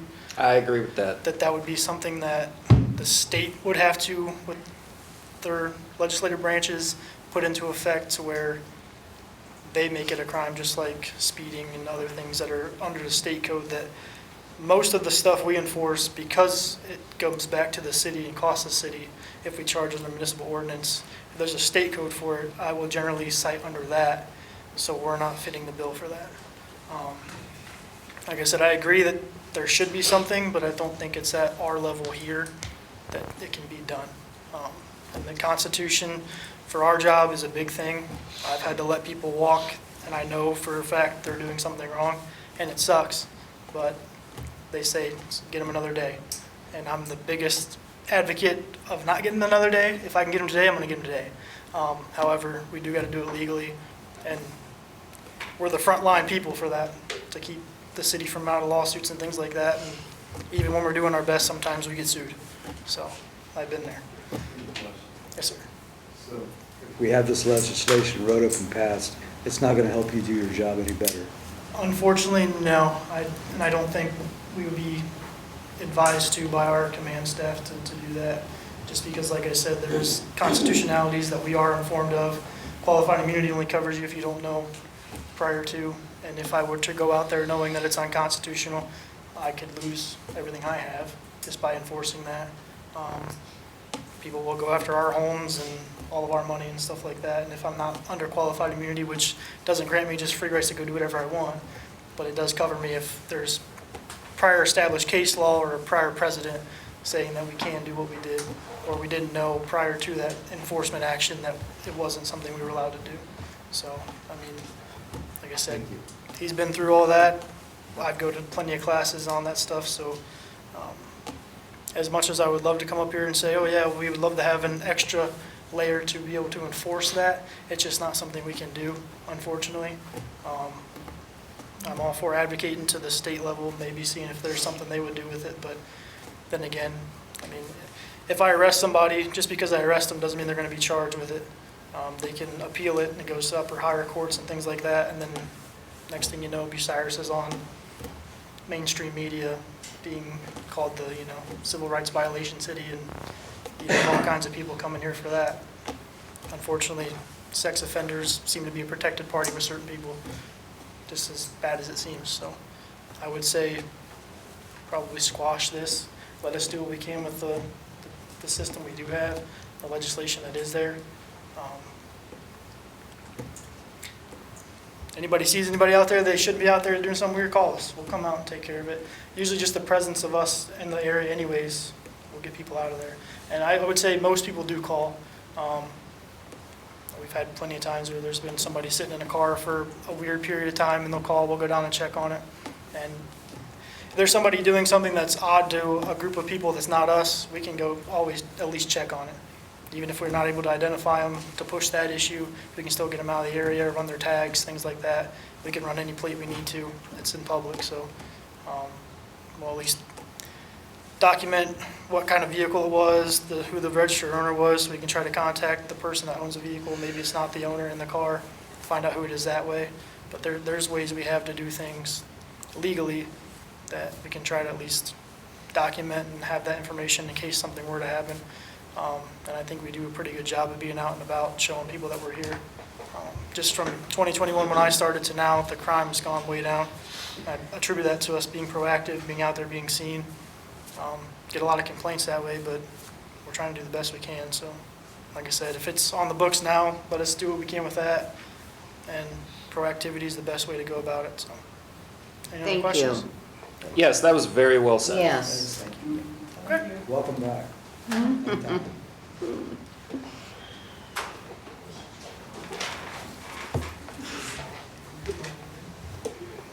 Mauritz speaking now. State your name and your residential address, please. My name is Greg White, 1125 Hillcrest Drive. My only question was that I didn't notice in this, and over the months that we've been talking about this, and this is basically for the law director too, when you have a public event on city property at a city park, okay?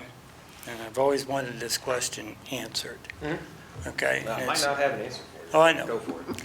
But on a public event open to the public, that means anybody that pays taxes or has property or is open to the public to come in to that event, correct? So, in your hypothetical, it's a private entity putting on an event on public property. Correct. Or even the city putting on a public event. So if the city puts it on public, that's fine. As for whether it's a private party putting on an event on city property, they get a permit. They can't keep people from it, but they don't have to let you partake in the event. Okay, that's all I want to know. Thank you.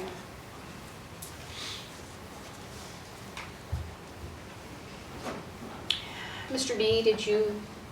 I'm going to go with the law director on this one, so. I think with, or did you want to speak? I think with that said, I'll make a motion to remove this from our open projects.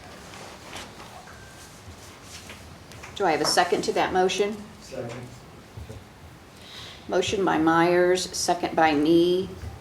Roll call vote, or roll call.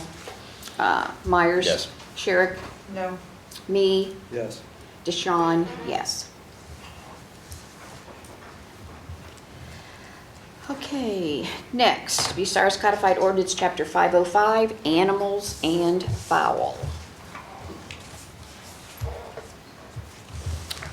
We received yesterday a revised draft from Law Director Gobrick, and that took out the TNR reference. We do need to include the 505.116 state law, which appeared in our recent update of our codified ordinances. I'll see that you get that, Mr. Gobrick. Thank you. In the draft that you've provided to us, has there been any addressing of Chief Ossenheimer's concerns that he had in his letter? I haven't been told by you guys to take it out. Okay, so you're looking at us to, okay. I'm sitting here looking at time. Is that our chance now to ask you to take? Yes. I would like to request that you take Chief Ossenheimer's letter into account and make his suggested changes to the previously prepared legislation. Cool, make a motion. I'd like to make a motion to allow the law director to take the police chief's letter into consideration and make said changes to the previously prepared draft legislation. I will second that as the ones that make sense, because I know in one spot he said, don't take this out, and down here he says, we don't need this. So as you read through it, if you, so I'm saying. Okay. But yeah, I will second that. Motion by Myers, second by Sherrick. Roll call. Me? Yes. Sherrick? Yes. Myers? Yes. Deshawn, yes. More work for you. Pile on the work. Let's get the town started. And then keeping in mind that we also have the outside group, the Humane Society, the individuals that have the TNR program, they are also looking over our Chapter 505 and will be getting back with us with, any suggestions that they have for revisions, which once we have those, they'll be presented, to committee and discussion, what have you, and we'll go from there. Okay, next. Bucyrus Codified Ordinance, Chapter 711, Peddlers and Solicitors Law. As I indicated on Tuesday, several constituents have concerns over Section 711.04, which is the time limit on canvassing and solicitation, on canvassing or solicitation. Right now, an individual, business, what have you, person, they cannot come to your residence prior to 9 a.m. or come after 9 p.m., that is solicit. The concern is they feel that 9 p.m. is late. Was wondering if maybe looking at a change on the hour. It also has Monday through Sunday. They are allowed to canvass or solicit. Question was if maybe it could be Monday through Friday, suggested. And then it also does state that they're not allowed to canvass on a state or national holiday. And I never realized that till I read this, but there was no comments made on, the state or the national holiday. I think it's just wondering if we might want to talk about changing the hour from 9 to 8. another. 7. There's, and some of the people I talked about this, there's people who put their children to bed at 7 p.m. Doorbell ringing changes things for that family, so. Just get 9 to 6. Change it from 9 to 6, 9 o'clock. I think some of the solicitors are counting on waiting till you get home from work and trying to look at that 5 to 7 timeframe. That's my only concern there, if we limit them to catching you. Granted, they're knocking on the door all day long, but I don't have an opinion strongly one way or the other, 6 versus 7. There's a lot. Brandon had something. I was gonna say, since we've suspended the rules, may I talk? Sure. All right.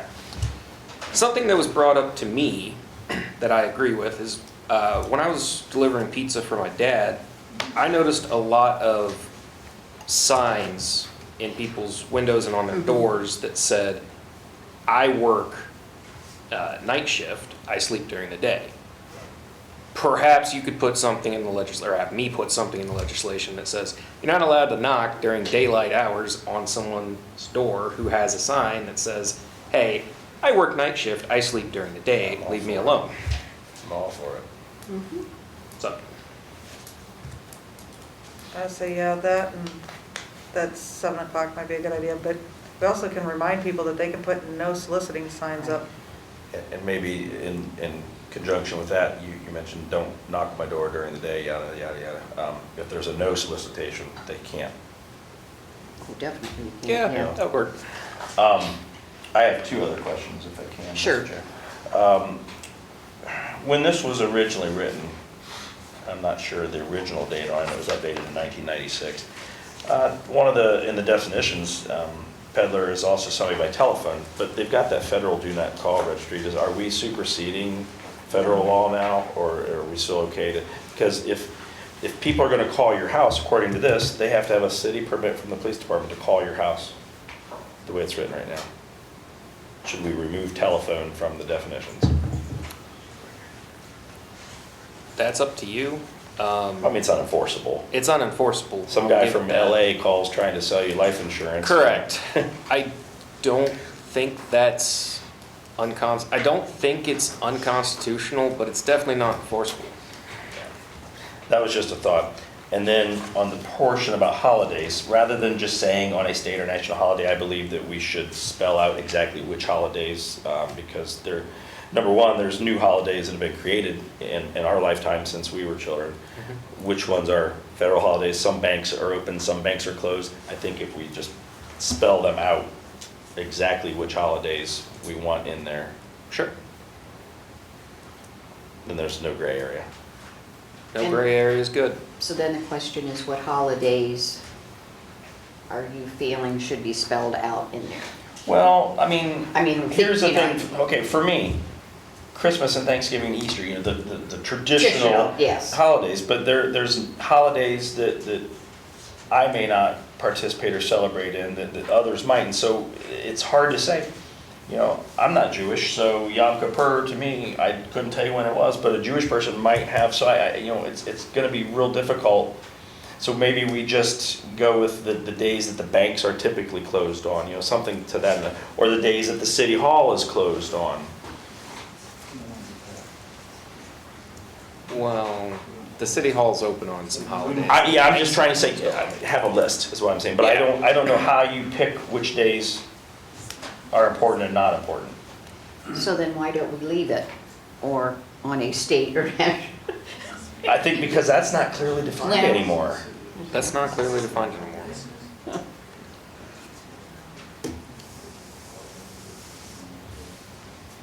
Mr. White? Greg White, 1125 Hillcrest Drive. I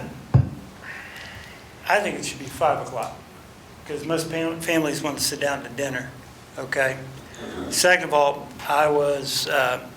my door was approached that day by a young lady trying to say, we're just doing a wellness check on you. I did call Mike, okay, to let him know that and I asked the lady, or the young girl, do you have a permit issued by the city of Bucyrus to solicit it? She looked at me dumbfounded. I told her that I was going to call the city officials and let them know that you're peddling without a permit. So who enforces this? Police department. Okay, so That would be the police department. So if someone has a complaint, is it in here that it states the police department enforces this? Well, it says in there that the police chief is responsible for issuing the permit. Correct. But it doesn't say anything of who enforces it in here. Or what is the crime if, is it a misdemeanor, is it a? Soliciting without a license. And they didn't have the visible permit. So soliciting without a license we could put in another. Oh, it's in there, 711.99. Would you like me to read that real quick? Go for it. Any solicitor or peddler who shall be convicted of any violation of the provisions of this chapter or any of fraud, cheating, or misrepresentation, whether through himself or any employee while acting as a peddler in the city, or who shall barter, sell, or peddle any goods or merchandise other than those specified in his application for permit shall be guilty of a minor misdemeanor. In addition, he shall have the permit revoked at the discretion of the court. And that was updated in 1997. Yeah, but it doesn't tell anybody who you need to call. I mean, 711.10, if I could, Mr. White, upon Yep. receipt of the completed application by the chief of police under section 711.05, an investigation of the applicant's business, I spoke out of line. That's still on the permit itself. That's all on the permit. There's Yep, nothing my in here apologies. that says anything that who you call, who enforces it. And like you said, Mr. Myers, this thing hasn't been touched since 97. 97 looks like the last update. 96 and 97, parts of it. So, if a resident wants to call and complain, I called Mike because, I thought he, issued the permits, and he goes, no. So I'm like, but it wasn't 30 seconds later that a van pulled up and the young lady jumped in the van and they left the area. So that kind of let me believe that, okay. But just coming and telling me they were checking on my well-being and how I'm doing, Sounds like they were looking for somebody not answering a door. who knows? So my recommendation would be. Thank you. Yep. My recommendation would be have me put in something under Title V, general offenses, and tie it together and say, any commercial or otherwise, blah, blah, blah, blah, that violates Title VII, or 711, or whatever, is guilty of a misdemeanor, and then there's no question that's enforced by the police. Yep, it's already in here as a minor misdemeanor. Yeah.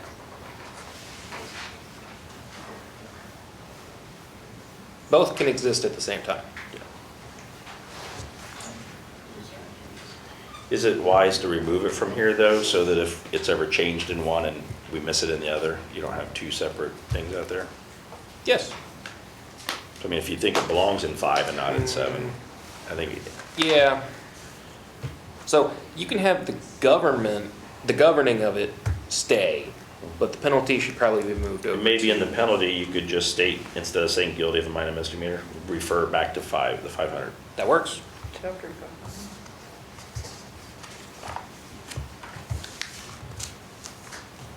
Madam Chair, would it be good to look at that section to make sure it's not already there and we've missed it? I mean, that could be something that's referenced back, but we don't want to just go ahead and remove it Yeah, he before. can do that for us. I just, general outside thought. And I was wondering also, while he's looking at doing some revisions, and I'm sure he'll probably already do this, but would ask that just look at all the sections Clean and it up see, first. yeah, see if there's any cleaning up that needs to be done that, because, you know, basically, and I guess I did refer the whole chapter, but my main intent was because I had received, you know, I would love to rework the whole thing. sure, thank you. Excellent. I like that. Tongue in cheek, huh? No, I'm serious. Yeah, I think Okay, the oh, only, great. I'm serious. Well, I was being funny. A lot of this stuff needs reworked, so Okay. I'm happy to do it. Somewhere in one of our laws, you can't walk a horse on a Sunday. I mean, I think we've got a lot of old laws. Yes. We've got a lot of stupid laws too. I think the only thing that we need to do yet is decide on what we wanted on days and Oh, times. yes. I think we've tossed around a couple different ideas and suggestions. I'm fine with Monday through Friday. I love a weekend, let's, I agree. I agree. Monday through Friday is beautiful. and then as far as the time that we want them to end their canvassing or soliciting, they can do it from 9 in the morning until what time at night? I still say 7. Give or so. It's one of those things, give or take. Some people are eating, some people aren't, and these people are trying to do their job. Right, and I'm fine with the 7 as well. I don't disagree with Mr. White about the 5, because, you know, if I'm sitting there eating dinner, I don't want you trying to sell me internet. Right. But at the same time, I'm not gonna get gung-ho angry at 5 o'clock, but, you know, Yeah. if my kid's in bed and you're ringing my doorbell, now I'm getting, so I think 7 o'clock, absolutely don't do it. 5 o'clock, you're annoying me. Yep.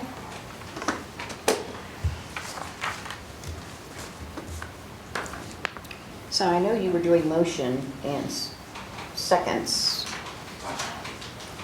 And to piggyback off what he says, nobody has a duty to answer their door. Right. So if you're eating dinner, just don't answer the door. That's what I do. But it could be Ed McMahon. I guess I will make a motion requesting draft legislation of the entire, you want the entire chapter 7? Yes, please. Of entire chapter 7. 7-Eleven. Oh, yeah, because we only referred 7-Eleven.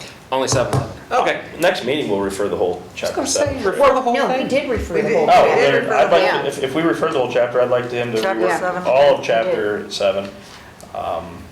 It's chapter 7-11. 7-Eleven. Yes. I'm with you. Motion's requesting draft legislation reworking chapter 7-11 with the changes we specified in any other areas that he believes need to be cleaned up and brought up to 2024 standards. Okay. Second. Are you going to repeat what he said, Jim? Hey, we suspended the rules. Okay, roll call. Me, Yes. Sherrick, Yes. Myers. Yes. DeShawn, yes. Okay, open projects. Do we have any open projects we want to talk about? Okay, last public participation.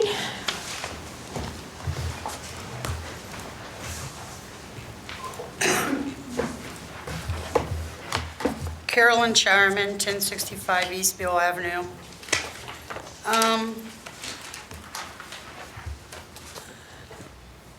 Why was there no problem last year with Mr. Fankhauser's internet system?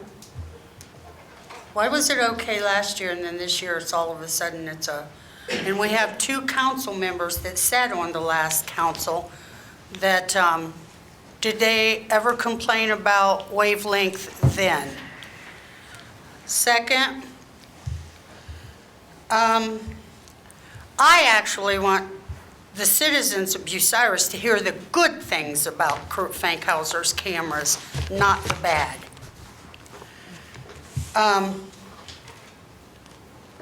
Without going into detail, I will say that there was an incident at the pool this summer that a certain person was accused of something really bad.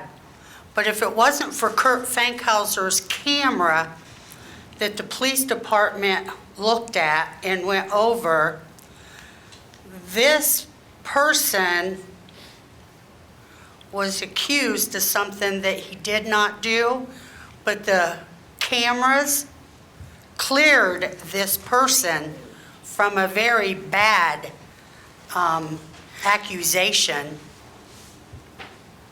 So what the pool manager did made this person become the victim. So that for that, I say, Kurt Fankhauser, thank you for your camera. My other question is,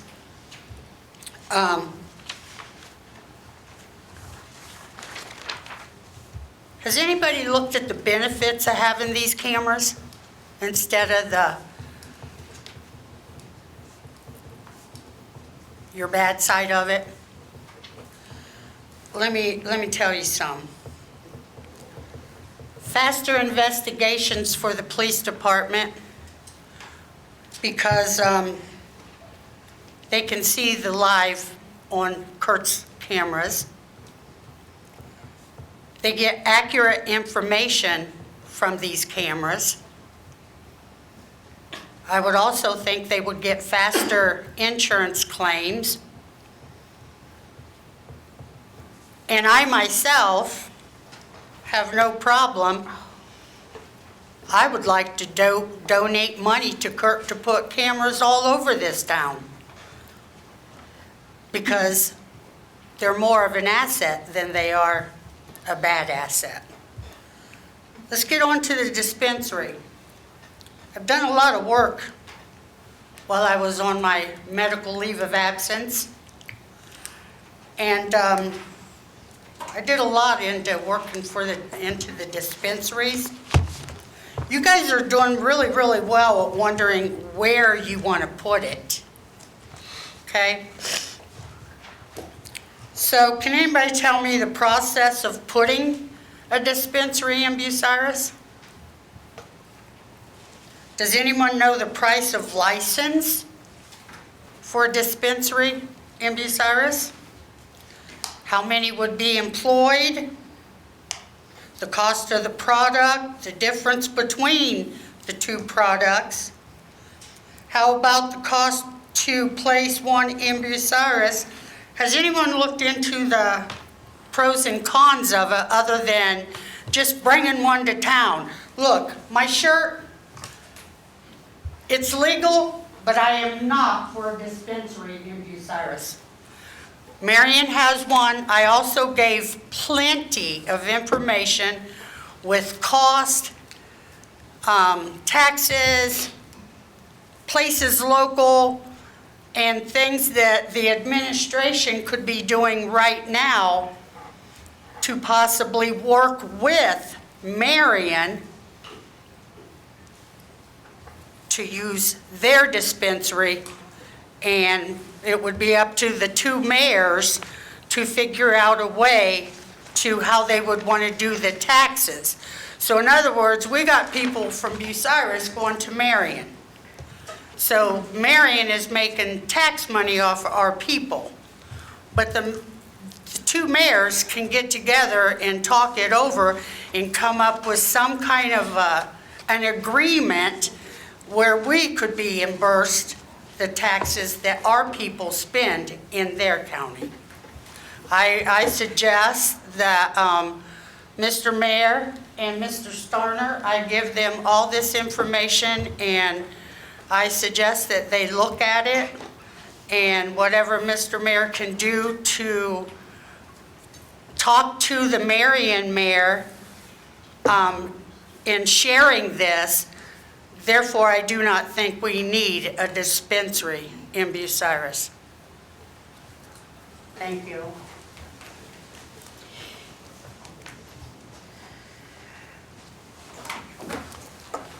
Greg White, 1125 Hillcrest Drive. There was a concern, and I didn't bring it up when you released the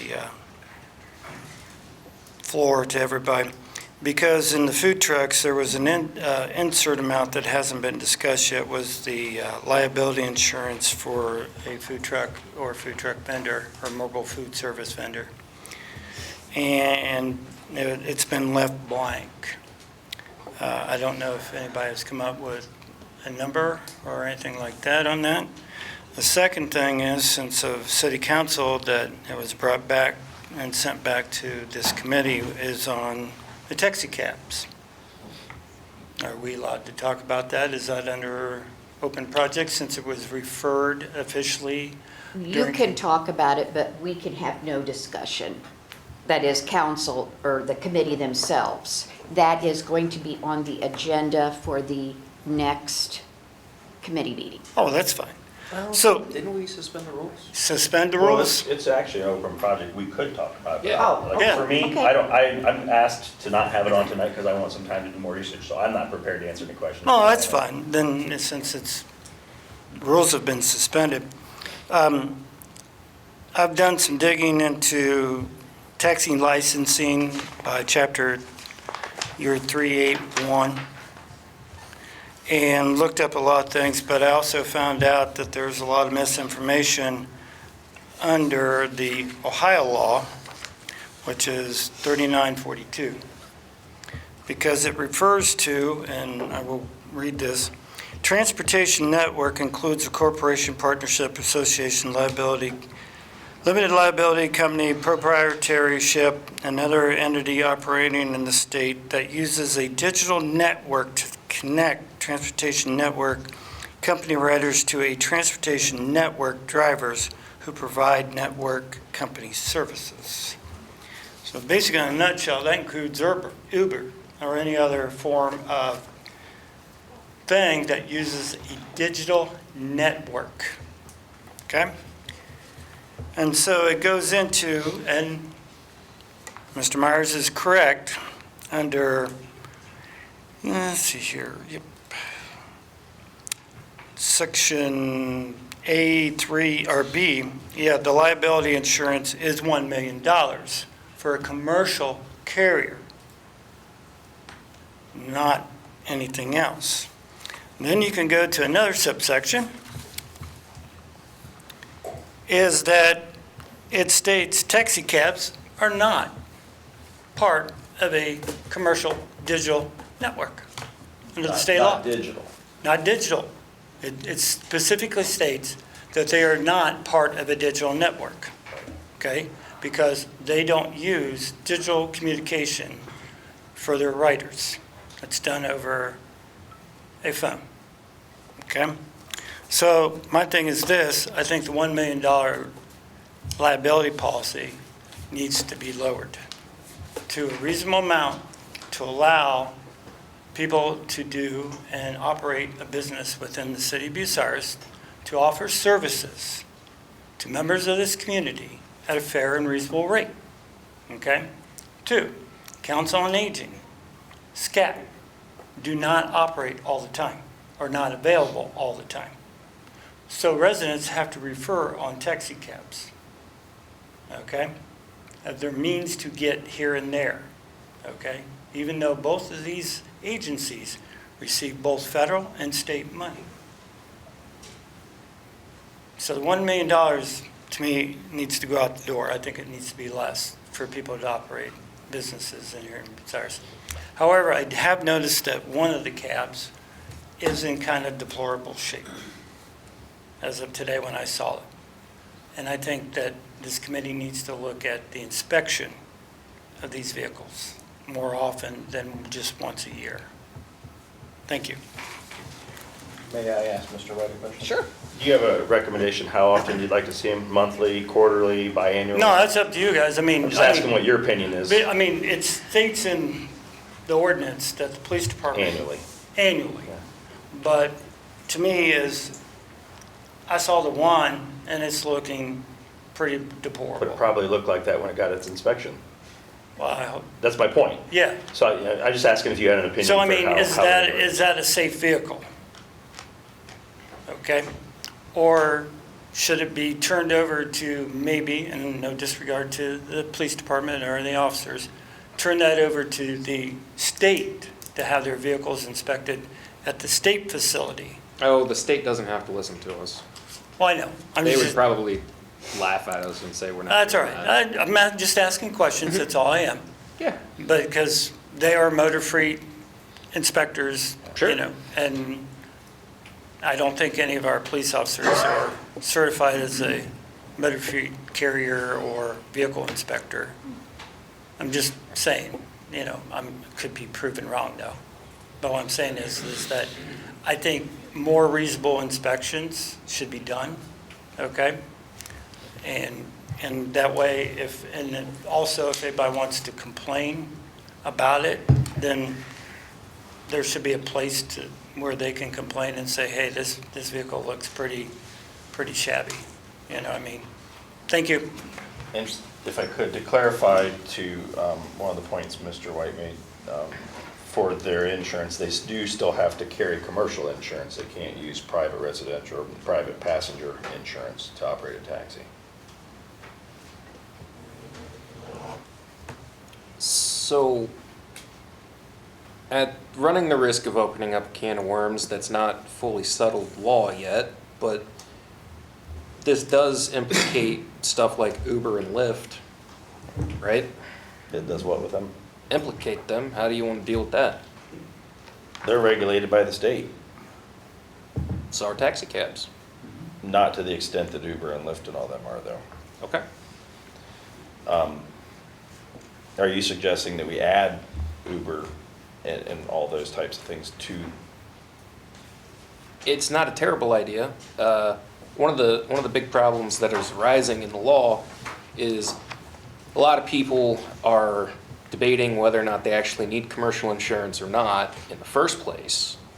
And then you're seeing an accident happen, and then you've got Lyft and Uber saying, nope, that's not our responsibility. They're contractors. They didn't have the right insurance. It's not our problem.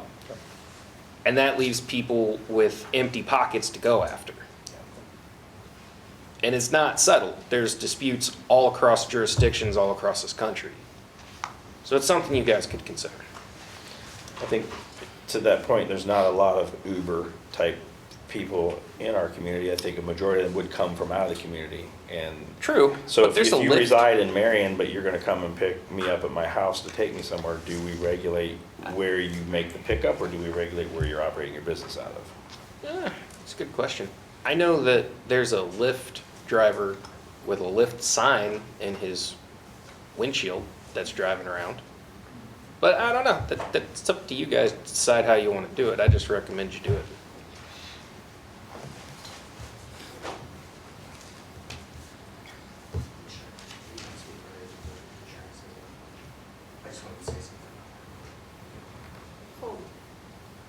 I'm still in public speaking, I can speak on anything, right? Yeah. Dealing to this? Yeah, I think what he's saying is, while we're still on the topic, Well, he he can wants still to get come his. up after I am, like I'm, you know, thank Oh, you. He was just asking. Thank you. I'm just telling him, you know, don't shoot the horse. I have two questions. One, can somebody tell me how high Kurt's cameras are? Are they loaded up in the trees real high? Are they down on the ground where they can see your feet when you walk? Can somebody tell me where they're at? Can you tell me where they're placed on a tree? Vicki, do you know? I would suggest that you ask that question of Mr. Fankhauser. Well, I'm asking council, you guys, you should know you're going after the cameras, so I'm asking you, do you guys know how high up his cameras go? Do you? I'm not the one objecting to them, you are. But that's beside the point. I want to go back to my No question. point of order. Does anybody know how high up the cameras go on the trees? Or poles? Nobody can answer that? So then I would like to put away the thought that you guys plan in people's heads that his cameras can look in your house or they can look at your kids playing in the yard. That's not what they're for.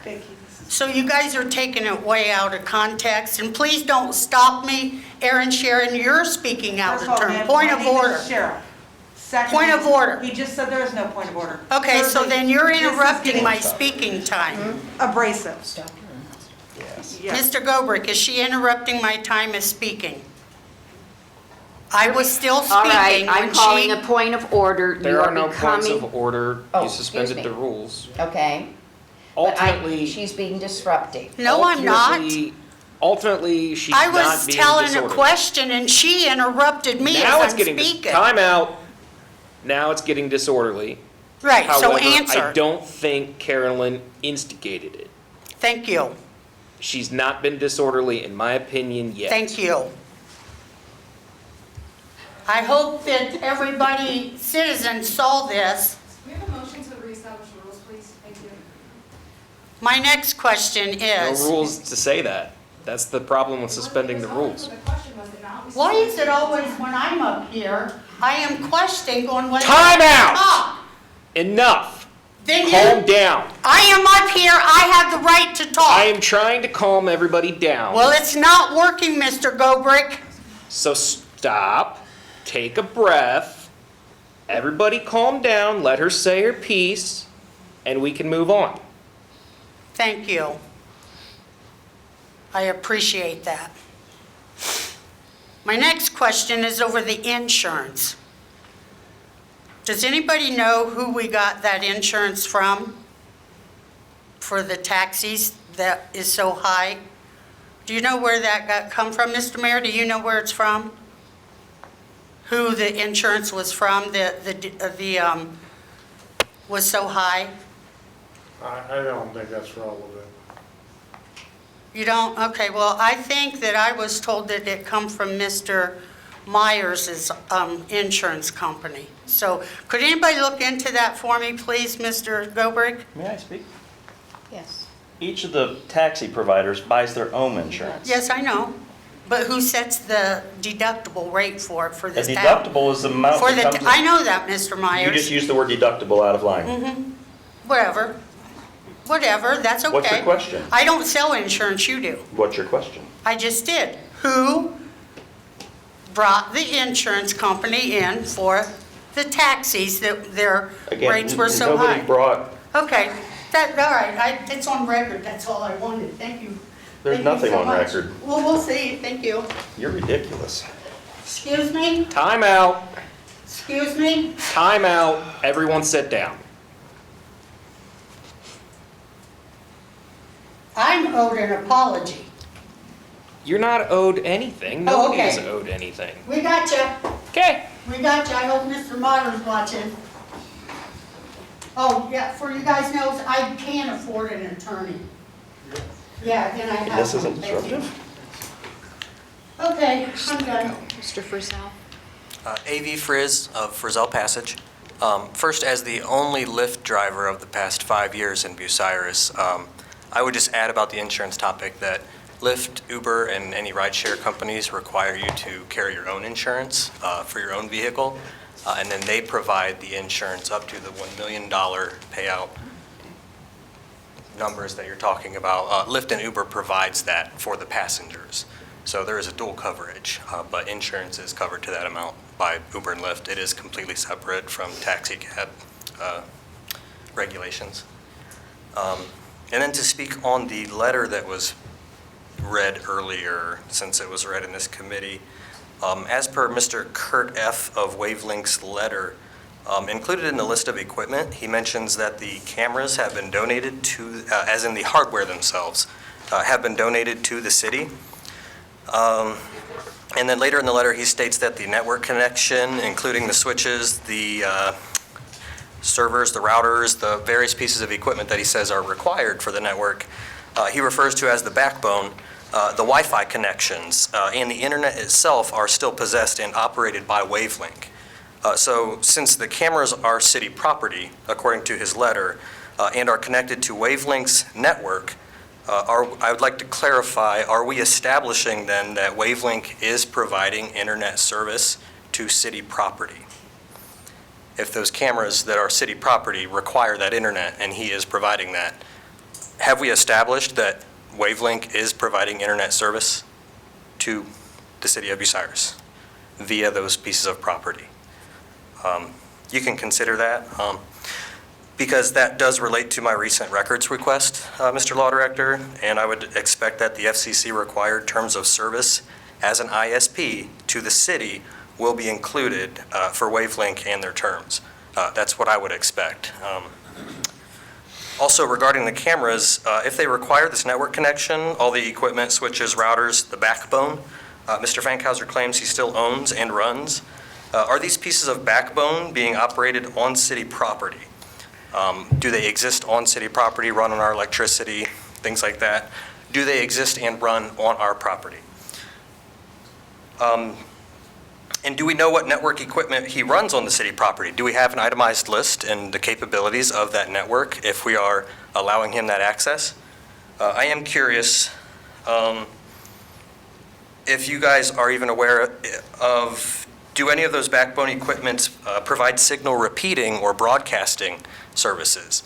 Because as an internet service provider who relies on a mesh network of broadcasted signal via his microwaves and Wi-Fi, if he is operating equipment on city property, he is gaining a very real and measurable benefit by repeating his signal and thereby expanding his network via the city property. So when we talk about him not gaining anything from this handshake agreement, I think you guys are failing to recognize that there is a very real benefit that he gains by getting free, unregulated, unagreed upon, unrented access to the city property. So I would just like you guys to consider those questions as you consider the Wavelink agreement further. Thank you. Do you want me to wait until public ways of buildings, because I can? No, Okay, no, all right. you're fine. Okay, so, a lot has happened in the last hour of this meeting, so, anyway. First thing, I just wanted to thank everybody for looking into the sex offenders issue. Like I said, I was not aware of what was constitutional or not constitutional. It was a question that was brought to me by more than one person, so I thank you for looking into this issue. I think we are, from the consensus that I'm getting, is that there may be a gap, but it's not our responsibility, is what I'm maybe hearing. Essentially. Okay. Which is absolutely fine. So I appreciate that being established, and I do thank Officer Wireman for explaining his viewpoint as well. That was very, very insightful. One of the things I noticed about the 500, the ordinance, is it 505 for the animal? What is, am I misstating? Okay, 505. Okay. The only thing I'm asking is about Chief Austenheimer's statement of the, and I'm just making sure I'm understanding correctly. The county has a dog warden, yes? The city used to have a dog warden, but it's sitting vacant. Have we been promoting that or planning on filling it? Or is it just kind of just? Hasn't been filled for years. I know it hasn't been filled for years, but I guess I'm saying is that, are we basically, for the city, are we basically defaulting to the county level for everything? Okay, all right, just making sure I was understanding that. Essentially, the city isn't really taking, I don't want to say any responsibility, but any jurisdiction over dog issues at the city level. It should be referred to county level. Go for it. Can I speak? Yes. To clarify that, we were at the, Tommy and I were at the courthouse with the county commissioners today, and that topic came up, and the county pays $3,500 a month to the Humane Society for services, and then the city of Bucyrus, we pay $4,000 per year. Oh, so we pay more than the county does. So, no, but we pay $4,000 per year. The county pays $30,500 per month. Oh, I'm so sorry. So $3,000. $3,500 is Per what the, month. per month. Gotcha. We pay $4,000 Right. per year. So, but it's run through the Humane Society. Okay, okay. So, All right, thank you for clarifying that. Okay, I know this has kind of been a dead horse, but I just kind of, these are just questions that I'm wondering if anyone else has contemplated. So the letter that was received is called Security Cameras Donated for Bucyrus City. ISPs are typically companies that do provide security cameras, right? So I've done some look into this for my own personal benefit for security cameras, and like Spectrum doesn't operate security cameras anymore. If you're buying a security camera, you're looking at stuff like Blink or what's the other one, Ring. Those are motion-activated cameras that are usually for a perimeter of some sort of building that are motion-activated. Whereas surveillance cameras or CCTV are typically discrete surveillance cameras, meaning that someone is watching them or using them for the utility of it being supervised by somebody.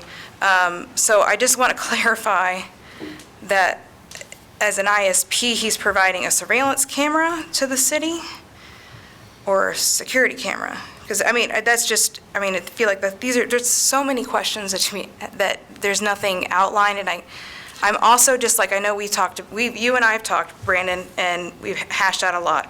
There was a 2018 agreement for a tower when the 2008 expired. So in 2018 was the last time that the paperwork that I asked for before you were here, as the only written thing. I asked for permits, contracts, any agreements between the city of Bucyrus as an entity and Wavelink. And the only paperwork I was provided was 2018, and that there was no current written contract for the internet. I did happen to speak to the previous administration, and I asked them what was here when you left, because that is we agreed that this was mostly under administration. Administration said that they brought it back to the 2018 tower agreement, and that nothing else was established. So I know you said there is permits.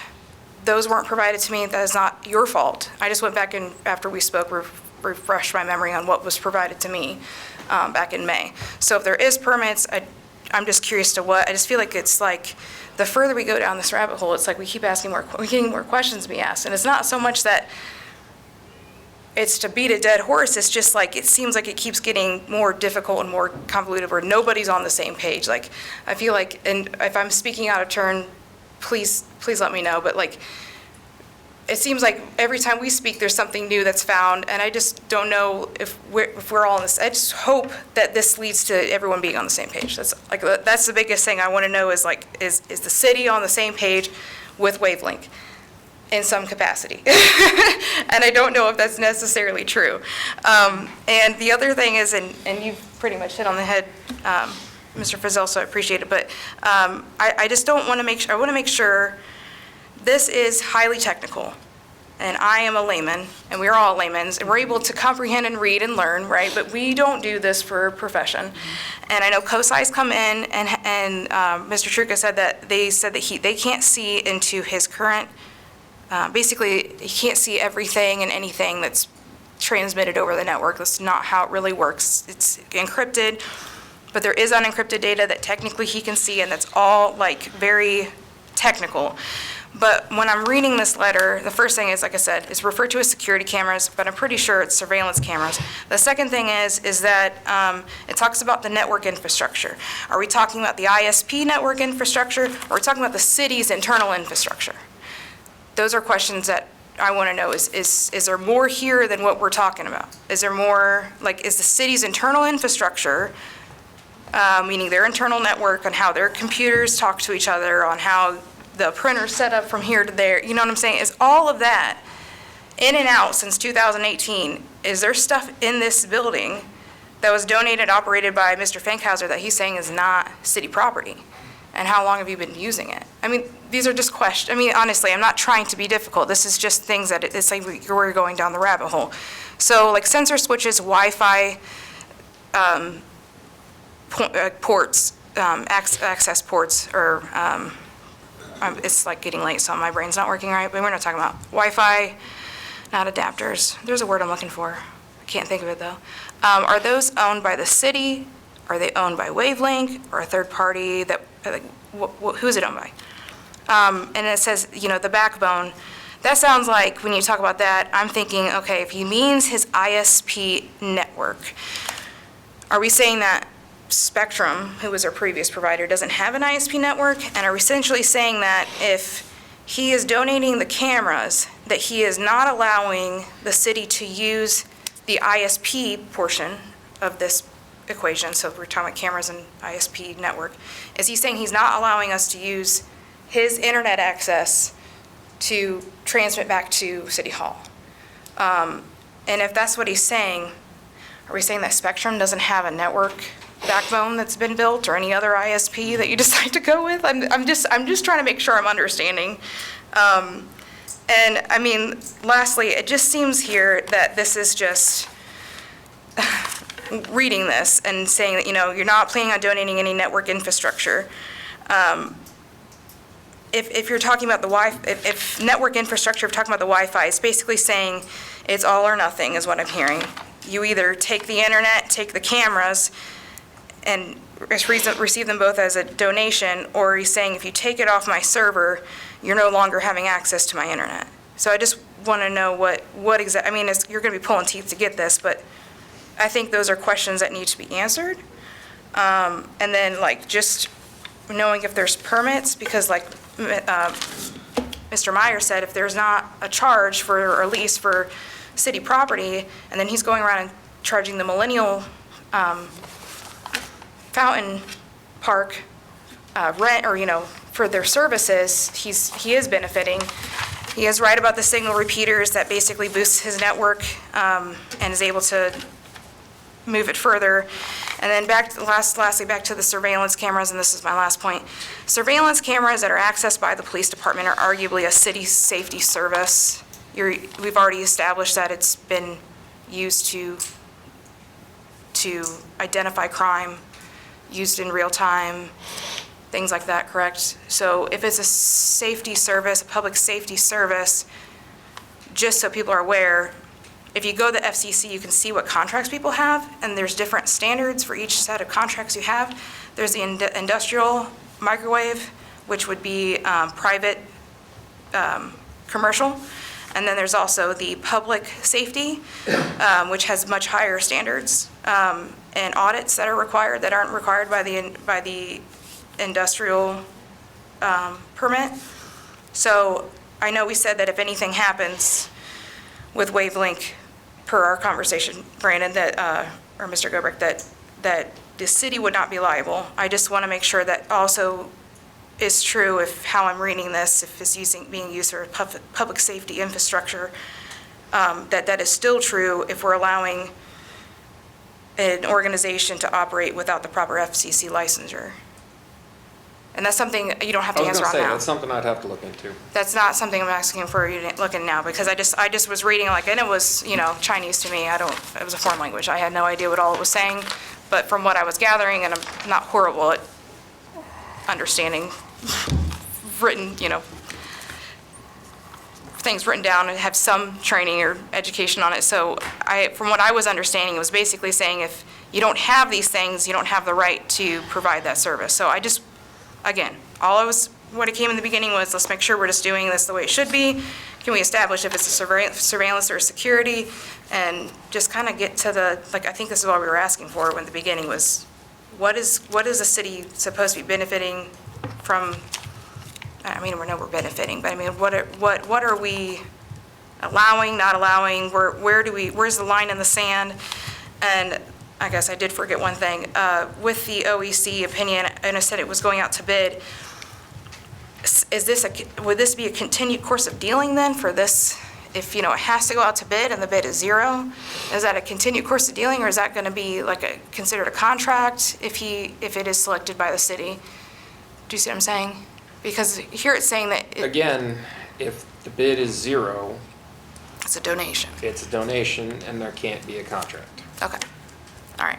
So I'm just making sure I'm understanding that there can't be a contract. And then for my understanding, and please correct me if I'm wrong, because I'm not afraid of admitting I'm wrong, is if there was some sort of contract in place, is that ethical per that agreement, or per those exceptions? Because it's from what and again, we've already said a conflated thing, so I don't want to get it wrong. Sure. But are you allowed to secure a new contract as a public figure or public elected official when you're in office? So what you're referring to is the ethics opinion that was requested by Mr. Ratliff when he was in this position, that ultimately said that it wasn't a conflict of interest for Wavelength and Kurt. The whole thing wasn't a conflict of interest. Now, you can agree with that or not, that's what the Ethics Commission said.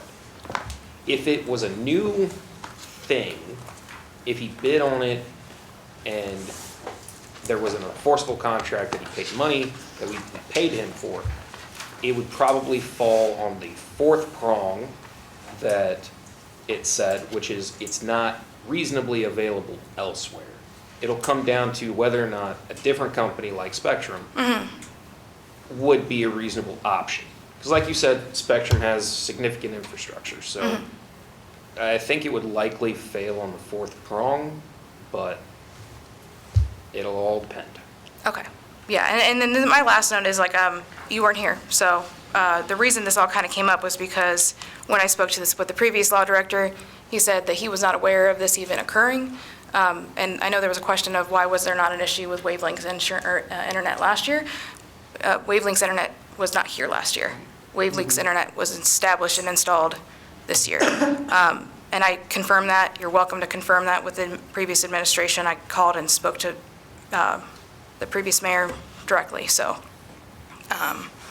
But that's where I think the issue was, that the law director at the time didn't even get their, sign off on it. And maybe he's right, and that's fine, but I just wanted to make sure that we're just doing what we should be doing, and that we're just aware security-wise, like what is ours, what's not ours. I think that's just good business, knowing what is your property and what's not our property. So all that being said, thank you, as always. I appreciate it. You guys have a good night. Also here. Chris Mauritz, 226 Plymouth Street. I'll be short because we've been here quite a long time with just this one committee. If anybody out there anywhere thinks that any of our information, whether it be Wi-Fi, phones in our pocket, or televisions looking at us, are badly mistaken. It's being watched all the time. To that point, I was at Central Dinner 2 weeks ago. I had a conversation about when our movie theater was here. The last 3 movies I seen there. Star Wars, Rocky, and Hellraiser 3. Had my phone in my pocket. When I went home, all 3 of those movies were on my TV screen, ready for me to watch. So anybody thinks that anything's not being watched is crazy. Everything's being watched at all time by everybody. That's it.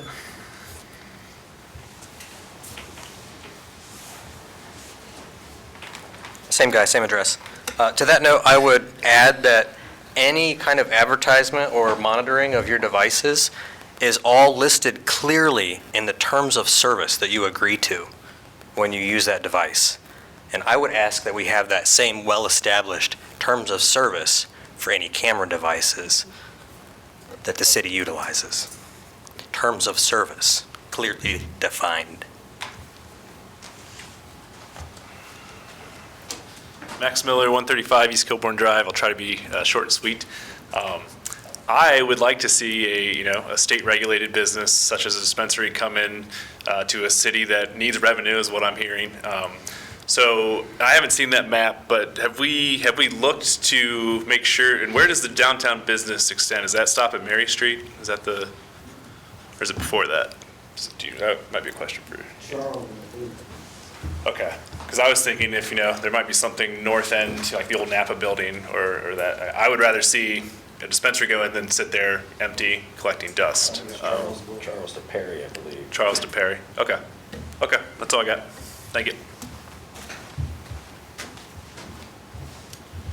Okay, long meeting, so I think I will adjourn the meeting at 8:39 PM.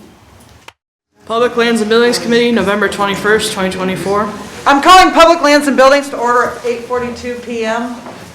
Members present are Zion Hickman, Carolyn Shireman, Christopher Mauritz, and myself, Sierra and Sherrick Chair. Do we have any public participation for Public Lands and Buildings at this time? Okay, seeing none, I would entertain a motion for the approval of minutes from the November 7th, 2024 regular Public Lands and Buildings Committee meeting minute. So moved. I second that. I have a motion from Mr. Hickman, a second from Mr. Mauritz. Yep. All in favor? Actually, we're going to go ahead and do a roll call vote. Hickman? Shireman? No. Abstain. Mauritz? Yes. And I yes from myself as well. So that passes. Stop it. Okay. Next on the agenda is wavelength and cameras, but I think that was beaten to death for the last 2 hours in the Health and Safety Committee. So I'm really sure that there's nothing else that can be added at this time. So do we have any open projects that we're looking at anything tonight? I'm not, no. No? Okay, anybody for public participation? Okay, I'm going to adjourn this meeting at 8:43 PM. Platting Committee, November 21st, 2024. Call the Platting Committee to order at 8:46. Members Sierra and Sherrick, Carolyn Shireman, Vicky DeShawn, James Mead, Chair. Public participation.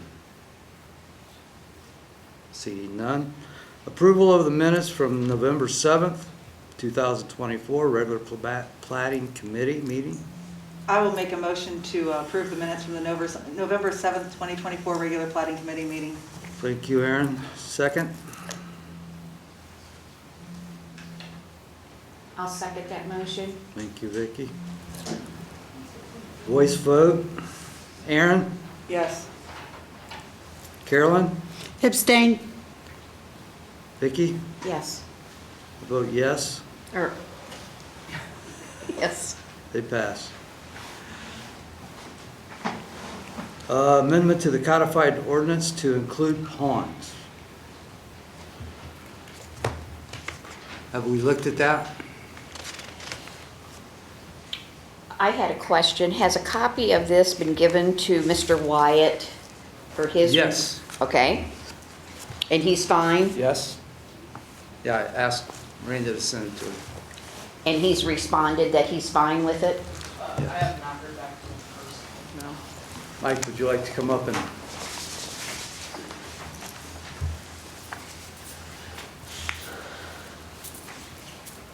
I have not spoken to Dylan directly, but he has reviewed it and he is fine with it. Okay. You're okay with it? Yeah, Okay. as long as everything that we brought up that we wanted to add to it from when it was reviewed the first time Yes. is included. Did you look at it?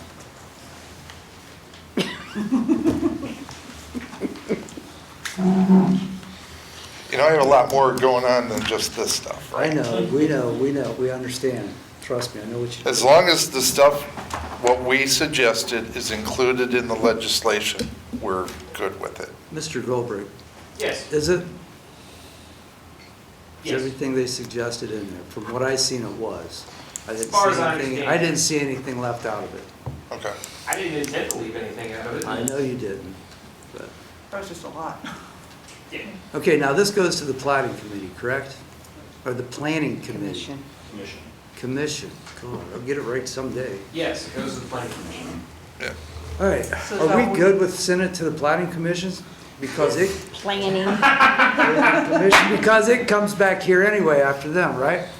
yes, but Okay. you want it to go as correctly as you can to the planning commission. But my question, your comments that you have on the side here, those have been addressed? Correct. Or, okay, Correct. all right. Like Mike, I also have other things to do. I didn't get it done until yesterday afternoon, right before Miranda left. And I totally get it with both of you men. I'm one of those, I don't want to be handed something and then expected, 10 minutes later to make a decision. That's not how I am. I'm not faulting for when you gave it to us. I appreciate what you got done. That's why I just hope that the public also understands that I'm just not going to rubber stamp something. I Which is want to fair. read it and ask my questions. And just like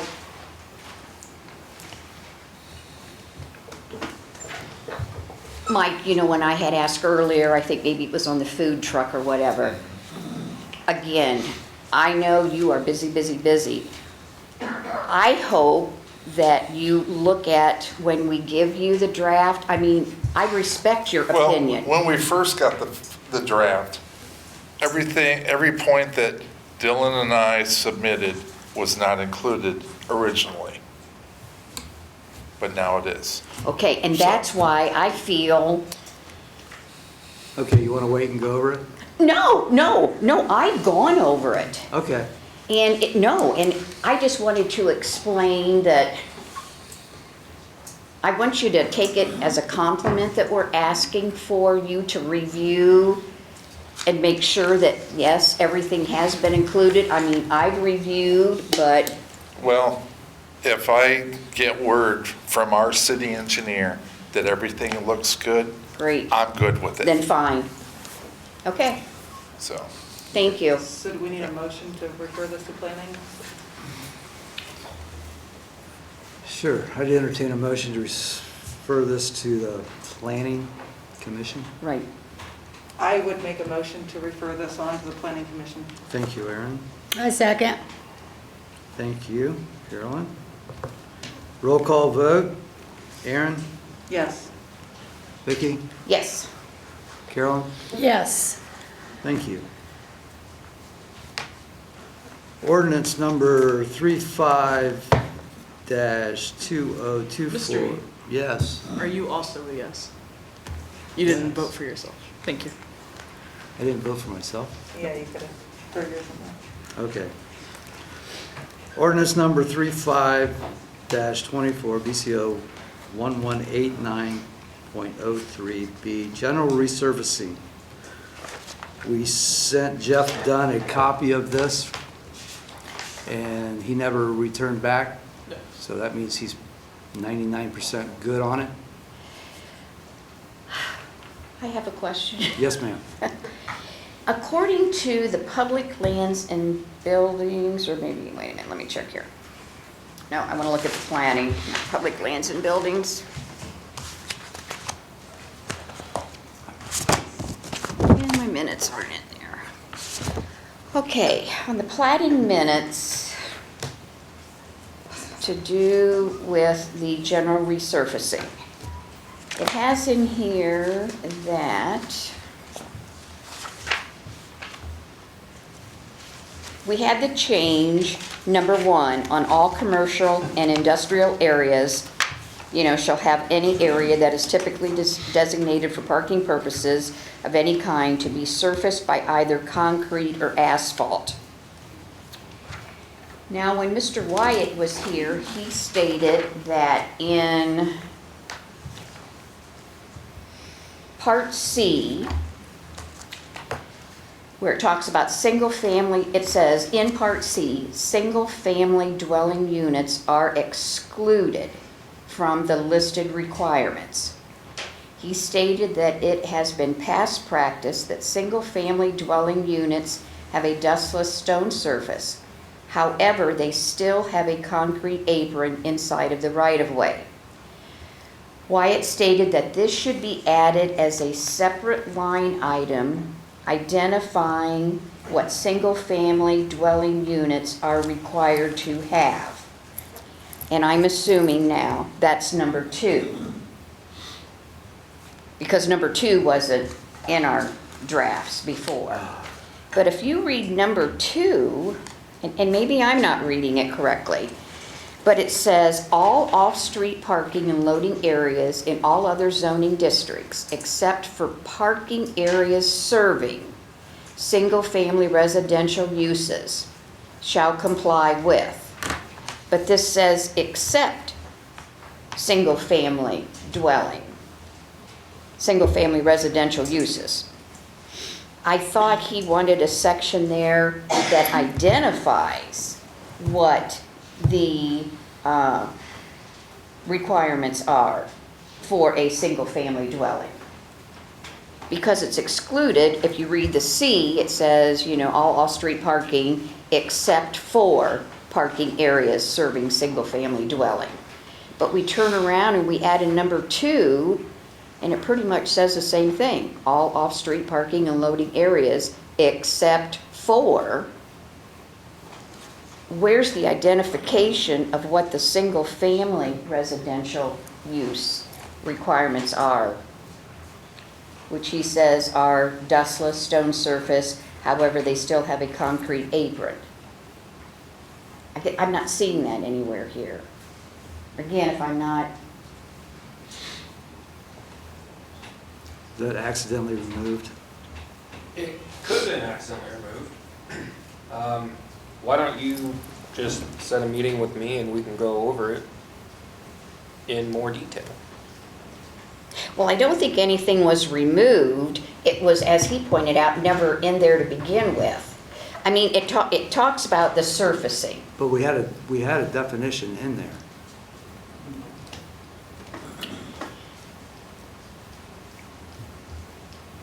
The definition was supposed to be for what a single-family dwelling unit was.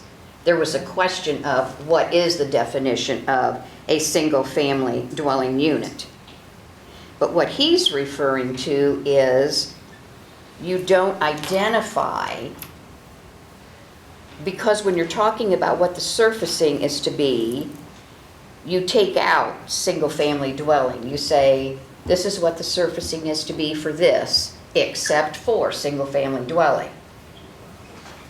I feel like I'm repeating myself, but I mean, he's stating you need to put a section in here that identifies what the single-family dwelling unit's requirements are.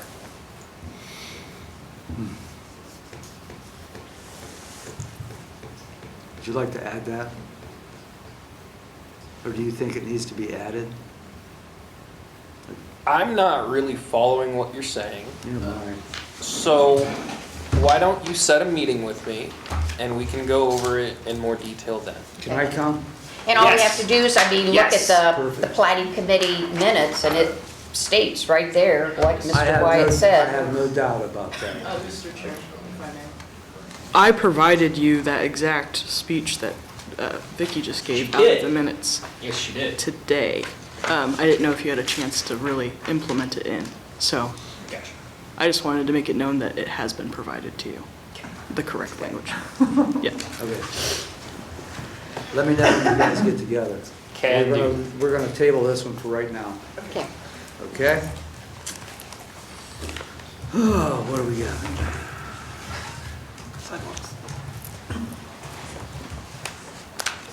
So we got ponds.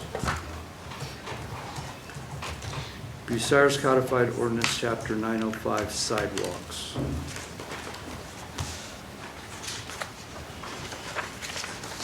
So this is amendment. Does this need to go to the Planning Commission or not?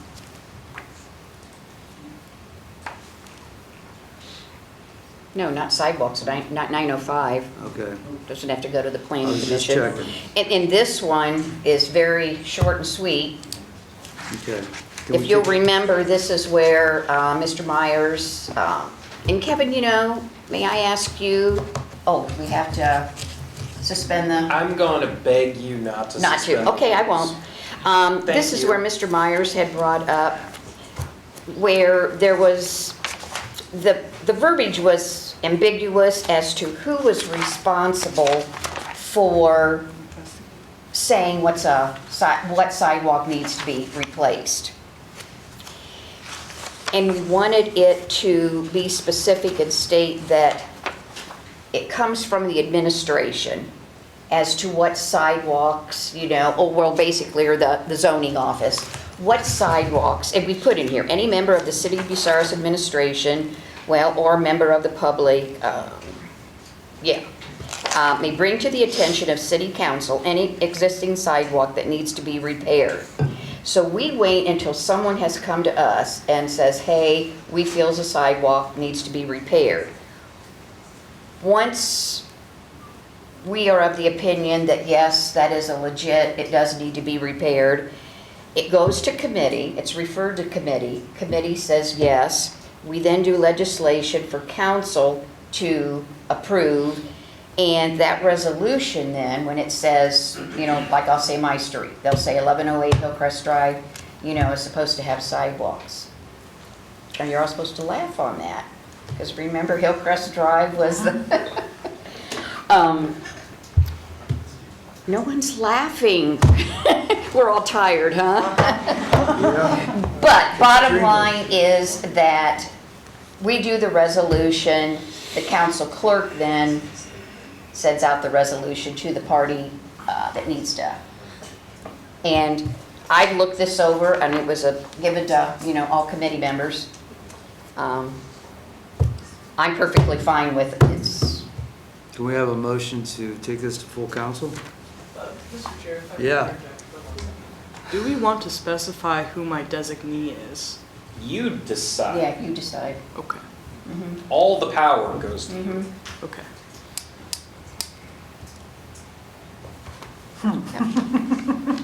I just thought that, I don't know. Okay.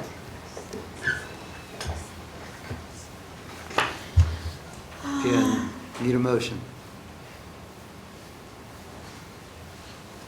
Need a motion to take the full council, 905 sidewalks. Okay, now let me ask you this question, Brandon. I noticed that you have we have the whole chapter. Okay. And this is what we used to do many, many moons ago when I worked for the law director's office. When we had legislation, we only referred to the section that we were amending.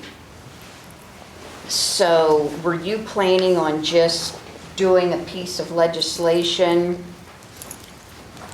and referencing this whole chapter, or just the section 905.01 that we are amending? Because I guess that'll decide on what my motion is. I was going to say, one look. Because is my motion going to be, repair legislation? Specifically sidewalks.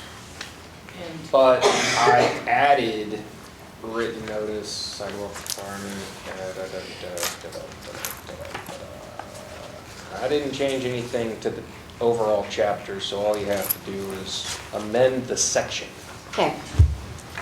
So I move to request non-emergency legislation to amend section 905.01, written notice under chapter 905 entitled sidewalks. Does that sound good? Sounds good. Perfect. Do I have a second? I'll second it. Aaron seconded it. Roll call vote. Aaron Sherrick, Yes. Carolyn Shireman, Yes. Ricky DeShawn, Yes. Jim Me, yes.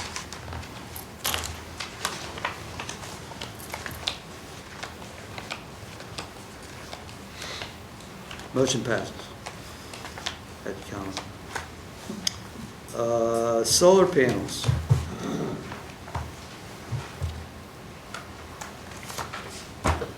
chief is good for it. We had, I had final inspection by the fire department. Everybody's good with it? Except.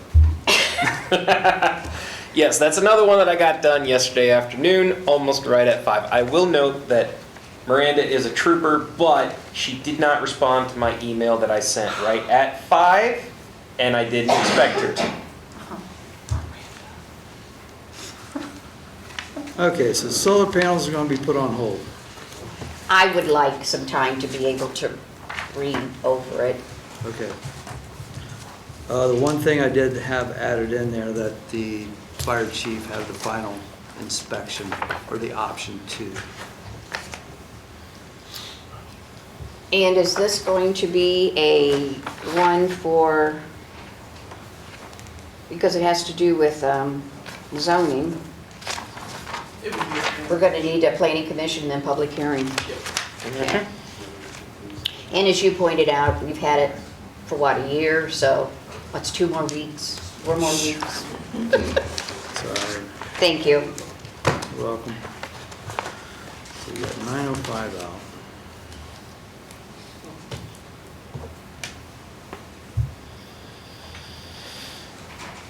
out. Okay, any open projects?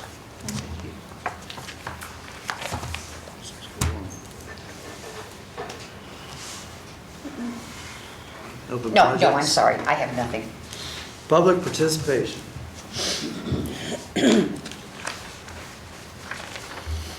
Adjourned at 9:05.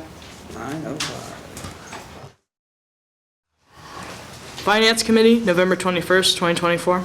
Call the Finance Committee to order at 9:06 PM. Members present, James Me, Christopher Mauritz, Vicky DeShawn, and Kevin Myers, Chair. Is there any public participation for Finance? Seeing none, you have before you the minutes from the November 7th, 2024 regular Finance Committee meeting. I'll entertain a motion to approve. I'd like to make a motion to approve minutes from November 7th, 2024. Second. I have a motion by Mr. Mauritz, a second by Mr. Me. Any discussion? None. If not, I'll do a roll call vote. Mr. Mauritz. Yes. Mr. Me. Yes. Mrs. DeShawn. Yes. I'm also a yes. Motion passes. Next item is the 2025 health insurance with Fidelity Group. Is that you, Mr. Starner? Sir.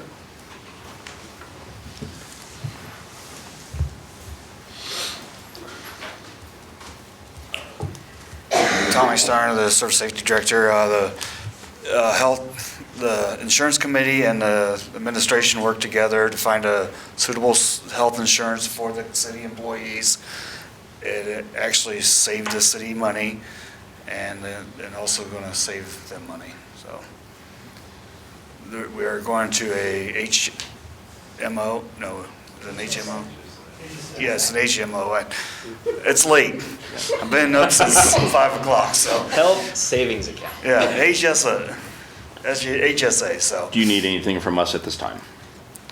I don't think so, do we? Okay, you're just really letting us know. Yep. All I right. have one question, if I may. Yep. Is it for a year?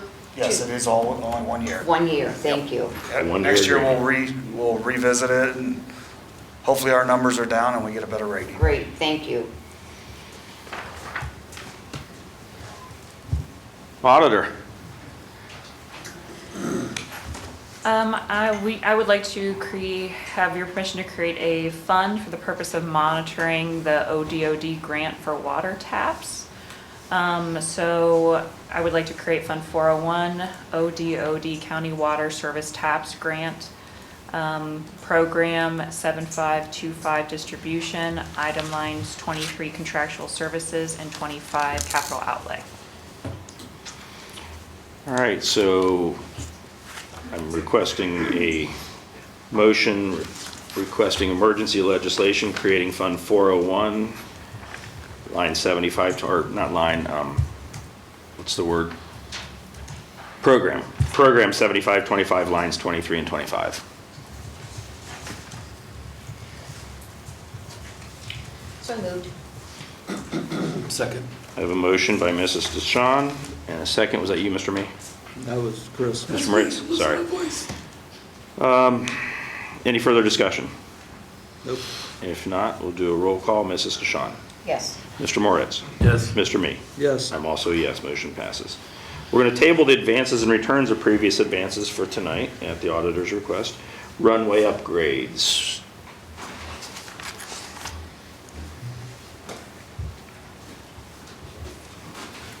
Tommy Starner, Service Safety Director, as Mr. Cooley and Mr. DeTrey talked on Tuesday night. They want to repave the runway, and it's a grant that it's a 95, as we said earlier, a 95 and a 5% on our side, which is $19,100 and some dollars is our cost out of a $300 and some thousand grant, so. Yep, and that was already taken care of by the Service Committee. For the Finance Committee's sake, because it does involve moving some money, I just want to take a roll call vote to see if this committee is in favor of that.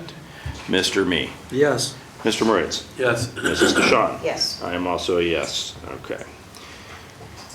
Next item is failed tax levy options. So tonight is the first time that we've had the ability to speak on it.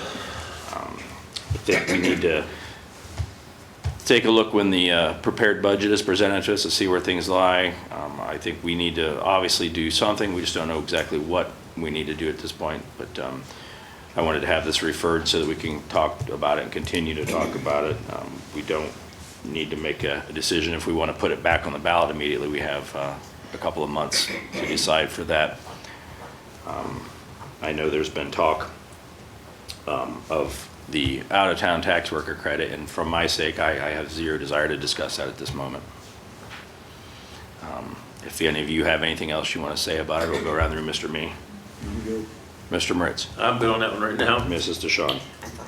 Okay, I've said my piece at the moment. The next topic is the AFSCME reopener.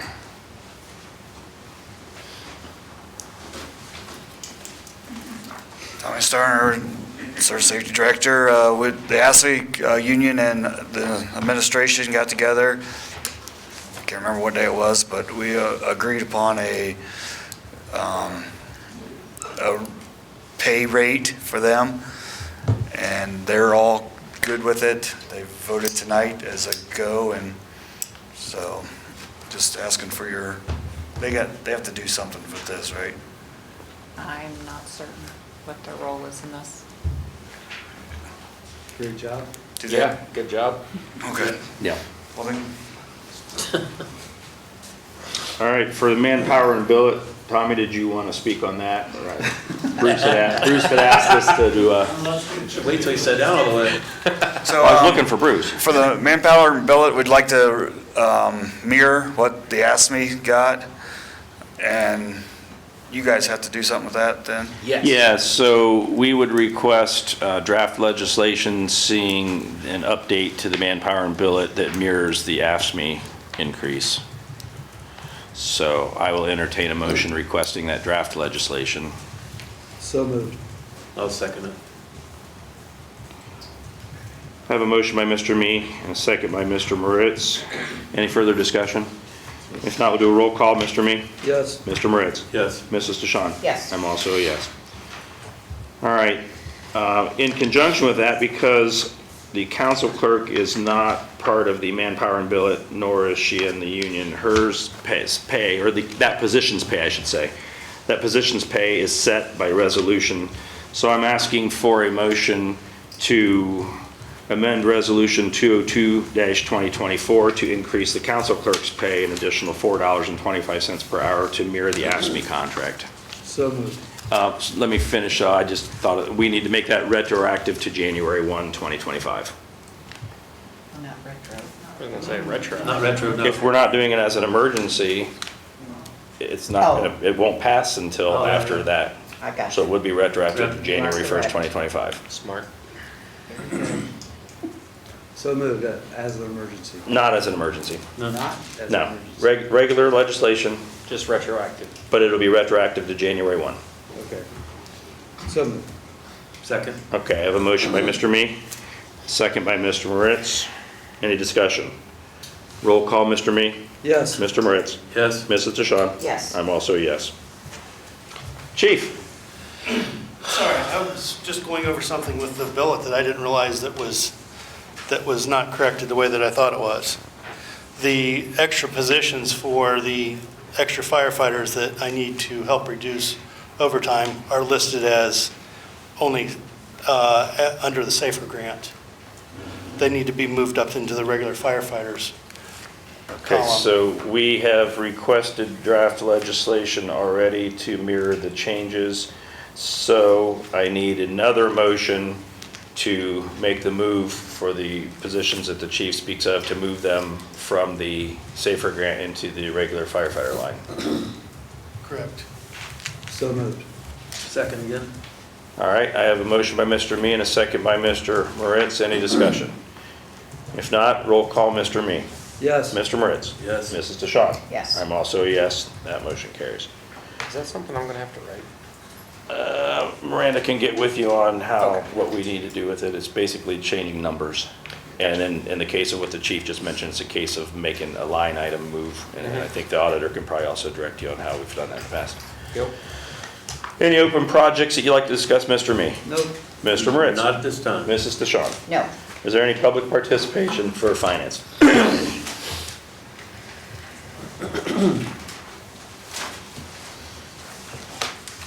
Ken Long, 625 South Spring Street. I have two items. I don't understand the procedure for making requests for the finance, for the budget, which is coming up next month.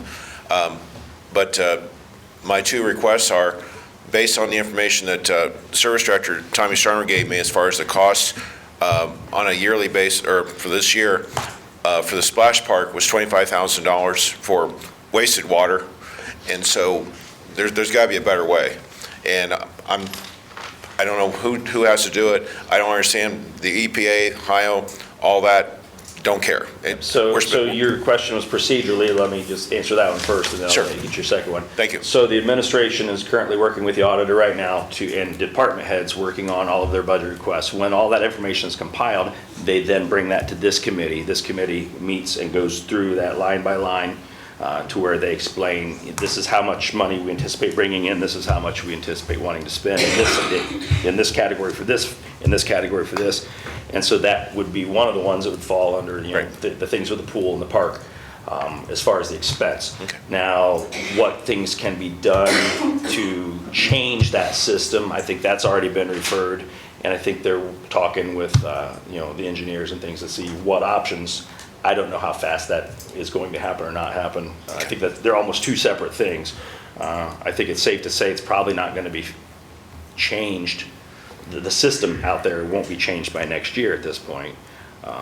Probably. I don't know that. I'm not the engineer. But as far as the funding of it, that's what this committee will address when the administration brings all that information to us. Okay. I appreciate the explanation on how this all fits together. And then I guess I have another comment with, as far as making this project happen. I don't know who's holding it, or who's in charge of it. So I guess that's a mystery to me, and I'm just concerned that this could be a mystery for 3 or 4 years, and we could spend at 25 grand just this year. With a 10% increase next year, it's just going to get worse. And I'm not an engineer, but I'd say for less than $100,000, this could get fixed. And to me, that's a very cost-effective move compared to just wasting this water like we're doing. Right. It's my understanding that the Public Lands and Building Committee tasked the administration with working with the engineers to look at other viable options, and I think that's kind of where it's sitting at the Okay, moment. I wasn't aware of that. So, Yeah, all right, I thank think you. that's the case. I think Mr. Starner's going to come speak real quick to that. All right, thank you. And then 30 feet away, I'm interested in making sure that the pool's open. And so I understand now, based on your explanation, how that process works. I mean, you guys are writing the check, but when they bring it to you, then you approve it. Sure. So last year, the pool was in the budget, and the administration made the decision to initially to pull the pool out of the budget for the, so we'd have money to spend elsewhere, essentially, and that's when, the public effort came in, and that's what created that. So even if the council does pass the budget with that in it, the administration does have that authority to say, well, yeah, it was a line item in the budget, but we're not going to do that. No, I understand. So we can't dictate, to your question, we can't dictate that the pool will be open. What we can do is put money in a line item to be used there. but they do have the authority to say, yeah, we don't want to do that. And this is the first step. This, you know, if I can suggest that we get the money in there, and then as far as what the administration does, that's another day. You know, I can't fix two things at one time. So, but I appreciate it. Thank you. Thanks. Thomas Starner, Surface Safety Director. As far as the, Dylan White has that, he is engineering estimating cost right now, so that's all, we'll wait on his response. I got everyone actually, the numbers for what the pool actually costs. So. And while you're there, real quick, I think I wanted to clarify and make sure I understood it. When Mr. Long's talking about $25,000 as the cost of water, that would be the cost of that water if we were selling it to a customer, or that was our cost of producing? That was our cost of, okay. of producing and processing. Processing, the wastewater. producing, and distributing, and the wastewater, okay. And the wastewater, yeah. Okay, so that was our actual cost? Yep. Okay. Any other public participation? Seeing none, we'll adjourn at 9:20 PM.